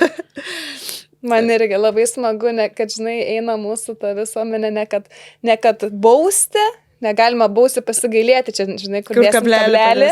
Tai čia irgi apie tai, žinai, kad mūsų noras yra, kad tą visuomenę vesti šviesą, ne kažką nubausti ar nuteisti mirties bausme, ar ne? Jo, bet iš tikrųjų mes taip ganėtinai čia sudėtingai pavertėm, ar ne, kad sudėtingi tie atvejai, bet iš tikrųjų yra sėkmingų atvejų. Yra tikrai, kai nuteisti žmonės nori to dėmesio ir pagalbos ir kad su jais pabendrautų. Taip, nes va, pavyzdys, nepaėmėm, kad, tarkim, kvalifikuoti specialistai, čia jau aišku, visada laukiami, kurie norėtų skirti savo laiko. Arba, tarkim, kasdieninės pagalbos, ar ne, užsiėmimai, renginiai, ten dokumentų tvarkymas, darbinimas ir taip toliau, bet kartais gali būti, kad tiesiog bendravimo reikia žmogui ir jisai priima tą bendravimą. Aš labai puikiai atsimenu vieną savo labai sudėtingą atvejį, kurį atrodė sudėtingumas buvo visai iš kitos pusės. Jeigu mes šiaip susiturėm, ar ne, su pykčiu, su agresija, su smurtu, ten buvo žmogus, taip, jis nužudė savo žmoną dėl neatsargumo, bet jo problemos visai kita linkme buvo emocinės, savižudybės, ten atstumimo, baimių. Jisai miegodavo dieną ir naktį nemiegodavo, nes bijodavo, kad atvažiuosim patikrinti ir jis neišgirs. Iki tokio lygio tiek buvo daug visokių, aš pati esu važiavus ne kartą ir daužiusis aplink visus langus, ar nenusižudė, ar jis dar gyvas. Ir va čia, pavyzdžiui, tokį savanorė, kažkaip šnekam, aš jai pasakoju, sakau, aš nebežinau, ką daryti, nes, jo nei uždarysi kažkokią psichiatrinę, normaliai žmogus funkcionuoja. Sako, gal man pabandyti, o aš irgi kaip pareigūnas negaliu, neskirsiu 24 valandas per parą vienam žmogui. Sako, gal aš galiu jam tiesiog skambinėti ir mes pabandėm ir jam taip tiko ir taip patiko. Jinai tiesiog labai dažnai, kasdien praktiškai paskambindavo, paklausė, kaip praėjo, ten prasidėjo diena, ar pamiegojo šiąnakt, ką planuoji šiandien veikti, kokie tavo planai ir taip toliau, jis galbūt priėmė tą savanorę kaip dukros pakaitalą galbūt, kur vaikai atsisakė jo, visiškai nutraukė bendravimą. Ir va taip po biškutį, po truputį bendraujantis ir pradėjo ir baimės mažėti, tada jau pajungėm kitus specialistus, psichologus, priklausomybių konsultantą, galų gale paskui išvažiavo dar gydytis. Išlindo tokie, kur net nežinojom, kad tai yra toks dalykų. Tai va, tai kaip pavyzdys, kad tikrai bet koks savanoris, kuris gali kažkaip pasiūlyti savai prasminti, atras pas mus vietą. Galbūt nežinau, kaip sakot, kokie renginiai, o gal savanoris ateis su idėjom, ne? Padarykim, turėkim kasmetinius 2 renginius probacijos, taip, dėl to ir klausiu, nes sakau, gal kažkokių idėjų kil žmogui, tiesiog klausančiam, kuris nenori savanoriauti ilgą laiką, tiesiog turi idėją, kur galėtų, bet norėčiau padaryti tokio pobūdžio renginį ir ateisiu šitam renginiui konkrečiai pas jūs. Taip, arba edukacija, ar ne? Tarkim, aš esu sportininkas, esam daug turėję, arba knygos autorius, ar ne? Ir aš noriu surinkti knygos popietę. Taip, edukacijas pristatyti, pakalbėti, įtraukti galbūt į kažkokią pozityvę veiklą, ypač jaunimui labai įdomu. Šiaip iš patirties, kiek esam padarę susitikimų su sporto arba kažkokiais žemesniais aktyviais žmonėm. Kiek aš suprantu, yra labai nepribota. Tai visi žmonės, kurie turi kažkokią tai ar talentą, ar specialybę, kad jie gali tiesiog sugalvoti kažkokį renginį, kreiptis į jūs ir jeigu jūs ar nepatvirtinate, jūs kartu kažką tokio gražaus paimate ir padarot. Tai čia nėra kažkoks labai wow dalykas, kad tu čia ateini ilgai savanorystį, galima pasirinkti įvairiausią formą. Taip. Aišku, ilgalaikiai savanoriai geriau, bet mes bet kokiu atveju savanorystės sutartis metam sudarom, neilgesniam laikui. Bet man atrodo, čia žinai, tas pasibandymas vienkartinėje savanorystėje, pasitikrinti, ar man apskritai ta aplinka tinka, čia toks prisijaukinimas. Tikrai, bet kokiom formom, tai žinau, yra jaunuoliam psichologijos būrelis. Jie susirenka grupelį, iš tikrųjų negaliu papasakoti, ką jie ten veikia. Nes tai yra diskretė. Taip, bet va toks va būrelis, ar ne? Paskui sakau, moteris ten, tarkim, organizuoja grupės kartą per mėnesį, mezga, pavyzdžiui, prieš Kalėdas ir paskui ar tai vaikučiam vilnonės kojinės, ar tai senelių namus. Visokiausias akcijas darom kartu, va, kartu su mūsų prižiūrimaisiais. Aš pagalvojau netgi, žinai, kažkoks netgi kokia nors manikiūro, kokia nors, supranti, galėtų būti. Mokymai. Pavyzdžiui, moterims, kurios išeina lygtiniam paleidimui, ar ne, ir nežino, ką daryti gyvenime, bet, tarkim, jaučia polinkį kažkokiam tai dalykui, ar ne, kad tai gali būti įvairiausios veiklos. Tiesiog, žinai, susitinki ir arba mokai dekupažo, mokai verti kažkokius tai papuošalus, mokai sportuoti kažkokios technikos. Kažkas galbūt užsiema kovos menais ir galėtų pravesti, ar ne, kažkokį kovos menų užsiėmimą. Taip, tikrai pozityvaus užimtumo ar edukacijos viena iš savanorių veiklų, kur tikrai laukiami savanoriai, apskritai laukiami savanoriai.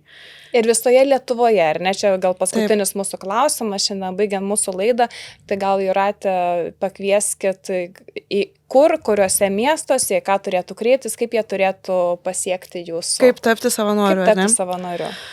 Tai iš esmės probacijos tarnybos padalinukai yra visoje praktiškai Lietuvoje, tik labai mažose savivaldybėse nėra. Bet šiaip 42 savivaldybių miestuose mes esame. Jeigu šiaip paprastai tariant, parašykit savanoriai@probacija.lt ir aš matau visus tos laiškus ir tikrai sukoordinuosiu ir nukreipsiu pagal miestus, pagal norus, ten, kur reikia, ten, kur norisi. Pati atranka, jinai nėra sudėtinga, žmogus užpildo tokią prašymą kaip anketą apie savo hobius, pomėgius, kompetencijas, norus, galimybės, ir miestus, kur norėtų savanoriauti ir taip toliau. Pateikia mums tą prašymą, koordinatoriai ten viską surenka, sužiūri, perduoda kitiems skyriam, patikrina, ar nėra pas mus priežiūrai dabar tas žmogus, ar nevyksta ikiteisminis tyrimas, nes teisti žmonės gali būti savanoriais, bet šiuo metu būti pas mus priežiūrai arba kad vyktų ikiteisminis tyrimas, tai ne. Ir jeigu viskas gerai, pasirašo sutartį ir jau su konkrečiu darbuotoju, kuris pagal kompetencijas ir veiklas tinkamiausias bendradarbiauti, susitarė ir vykdo veiklas. Žodžiu, gana viskas paprasta. Gana paprasta. Atsiprašau, peršokau labai didelį žingsnį, nevykdo veiklas, dar mokymus, išklauso įvadinius mokymus. Taip, aš irgi galvoju, neįsiau jie, tai visai nieko. Ne, išklauso mokymus. O tie mokymai sudėtingi, ilgai trunka, ar paprastesni, kaip tai atrodo? Nėra labai ilgi, man atrodo 5 valandų, tokio gero pusdienio, kur iš esmės susipažįsti su įvairiausiais mūsų struktūriniais, teisiniais dalykais ir šiaip bendravimo kultūrą ir viską ten pakalbam, nuo to, kaip apsirengti iki teisės aktų. Savanoriauti. Taip, o tada jau eini į sritis. Jeigu tu tik renginius darysi, tai tu ten su aktyviu darbuotojų, kuris tuom labiau užsiima, bendraus ir ten savo idėjas kleisi. Jeigu tu eisi į kognityvinės elgesio terapijas ir keitimus elgesio ir taip toliau, tai reikės eiti į rimtus dar mokymus, užbaigti ir taip toliau. Jeigu tu jau sertifikuotas ten psichologas ar priklausomybių konsultantas, tai vėl derinsies konsultacijas, rinks tau žmonės ir taip toliau. Aš dar turiu, žinok, vieną klausimą, Aurelijai, ir vieną reklamą. Su tuo susiję. Reklama. Ne, tai reklama bus po klausimo, nes čia bus susijęs klausimas truputėlį. Aš kai klausiau Aurelijos, tai galvoju, man toks sukosi truputėlį klausimas. Nes savanoriauti su tokiais jaunuoliais, kurie, mes žinom, jau turi prirašytos tos rankos, jau ten yra istorijų ir visokių dalykų. Ir aš galvoju, vis tiek, aš manau, kad ne kiekvienam žmogui yra priimtina būti tokiam santykiai ir su tokiom istorijom. Kaip manai, galbūt, arba pačiai galbūt, kokio čia požiūrio reikia, kokį tu jį turi, kad gali būti tokiam santykiai. Perėjau iš jūsų, tu kažkaip savaime atsiprašau, bet taip kilo toks klausimas. Mes kiek kalbėjom apie tą, kad tikrai bus sunku, jeigu žmogus nusiteikęs keisti dalykus iš esmės, tas, kuris ateina savanoriauti, turiu menį. Bet turbūt kas labiau padėtų, tai tokia vidinė ramybė ir neskubėjimas, nes aš manau, kad čia greitų dalykų per 2 susitikimus tu nieko nepadarysi, nei santykio neužmegsi, nei nieko. Tu turi būti žmogus, kuris yra gan lankstus tiek savo galvoj, tiek savo tvarkaraštį, nes irgi tie žmonės, su kuriais tu savanoriauji, jie irgi tai turi darbą, tai neturi darbo, tai eina į mokyklą, tai neina į mokyklą, ten visaip gali būti ir tai gali būti įvairioj dienos vietoje tie susitikimai. Bet iš esmės reikia kažkokio tokio vidinio užsispyrimo ir matymo į priekį, kad nenorėtum greitai, va čia dabar, va čia kaip kokį ten iškepėm pizzas, valgėm dan. Tai va tokio, bet šiaip aš manau... Bet gali ir tai būti. Gali, iš tikrųjų gali. Čia Kaip pozityvi veikla gali ir tai būti. Bet aš galvoju, kad labai gražiai nupiešiai tą tokį neapibrėžtumą, kad tu nežinai, ar suveiks ar nesuveiks, ir va jame reikia irgi gebėti išbūti. Kad tu duodi sąlygas ar ne, bet kas... Taip, bet pirma, ar ateis ar neateis, ar ne? Taip, pradėkim nuo to. Ir tada jau ar suveiks ar nesuveiks. Jo, šitas pirmas žingsnis, dėl ko aš ir juokavau, kad kalėjime šiek tiek net lengviau savanoriauti, turbūt, nes ten jau jiem neateiti gan sudėtinga, jiem smagu vis tiek užsimti kažkuo. O čia tie savanoriai dažniausiai jau gaudo trupučiuką vėją laukuose, bet manau, kad ir atsiperkamumas, kaip čia taip įvardinti, gal tas jausmas, jeigu pavyksta, tai yra 10-eriopai didesnis, nes ten jau tu tokį gauni kaip visus kėglius, kai nuverti per baulingą. Toks, daugmaž paėjo. Tai va. Ačiū labai. Ačiū iš tiesų mūsų viešnioms, turėjom labai gerą laidą, labai įdomią. Aš tik reklamą dar pasakysiu. Galiu pasakyti reklamą? Jo, reklama dabar. Reklama. Šią temą mes tęsime festivalyje būtent rugpjūčio paskutinę savaitgalį. Ten bus kelių dienų, ar ne, pilietiškumo festivalis, kur kalbama, diskutuojama įvairiomis temomis ir mes taip pat pasirinkome šitą temą, nes tas yra toks labai didžiulis moralinis, ar ne, sprendimas prisidėti prie žmonių, kurie jau yra įvykdę, ar ne, peržengę tam tikrą ribą savo gyvenime, kurios mes savo neleidžiam peržengti, nors gal kartais norėtumėm tvot tam niekšai, bet netvojam, ne, o kažkas leidžia savo tvot. Čia kaip pakreips, ne, šitą situaciją. Ir jinai iš tikrųjų tokia yra labai apie žmogišką kažkokią būtį, kad šiaip tai mes supervizijų studijose tai taip iš tikrųjų mokėmės ir įdomi ta tema, neprisimenu autoriaus, bet tu gali padėti kitam žmogui tik pripažindamas, kad ir manyje yra ir agresijos, ir galimybė ten nupult ar ne, paslyst. Ir jeigu to nepripažįsti, tai jautiesi labai toks kažkoks šventasis, bet žmogiškoji prigimti yra tas potencialas, tik jis labai vienų pažabotas, labiau kitų mažiau, ne, ir čia tos aplinkybės, kuriuose mes esam, labai teisingai sakė Aurelija, ką žinau, kokia aš būčiau, jei būčiau tokiose sąlygose ten buvus, augus, ir aš lygiai taip pat tą suprantu. Dalis žmonių to nepripažįsta ir tada labai linkia teisti, ar ne, uždarykim duris, nematykim, neleiskim jiem nieko, ar ne, to daug pykčio. Ir jis normalus yra dalykas, tai yra žmogiška, bet norisi kažkaip tą irgi, šitą temą taip paliesti, nes pripažįstant savyje tam tikrus dalykus galim iš tikrųjų ir augti ir truputėlį priimti labiau kitus, kuriem netai pasisekė. Tai lauksim festivalėje būtent, nes ten jau bus galima visiems padiskutuoti šiaip ir užduoti klausimų ir įsiterpti ir pasakyti savo nuomonę. Ir mūsų klausytojus taip pat raginam, kad jeigu turite kažkokių tai nuomonių šito klausimu, rašykite komentaruose, drąsiai laukiam visokiausių, visos nuomonės yra priimamos, visi mes esam skirtingi ir jeigu turite kažkokių pagidavimų kitoms mūsų laidoms, galbūt kažkokia tema jūs ypatingai domina, būtinai parašykit ir mes tikrai apsvarstysime. Ir kviečiam parašyti, prirašytos rankos arba į probaciją. Taip, kreipkite, savanoriaukite, tai tikrai labai laukiam. Ačiū jums labai. Ačiū. Ačiū. Iki.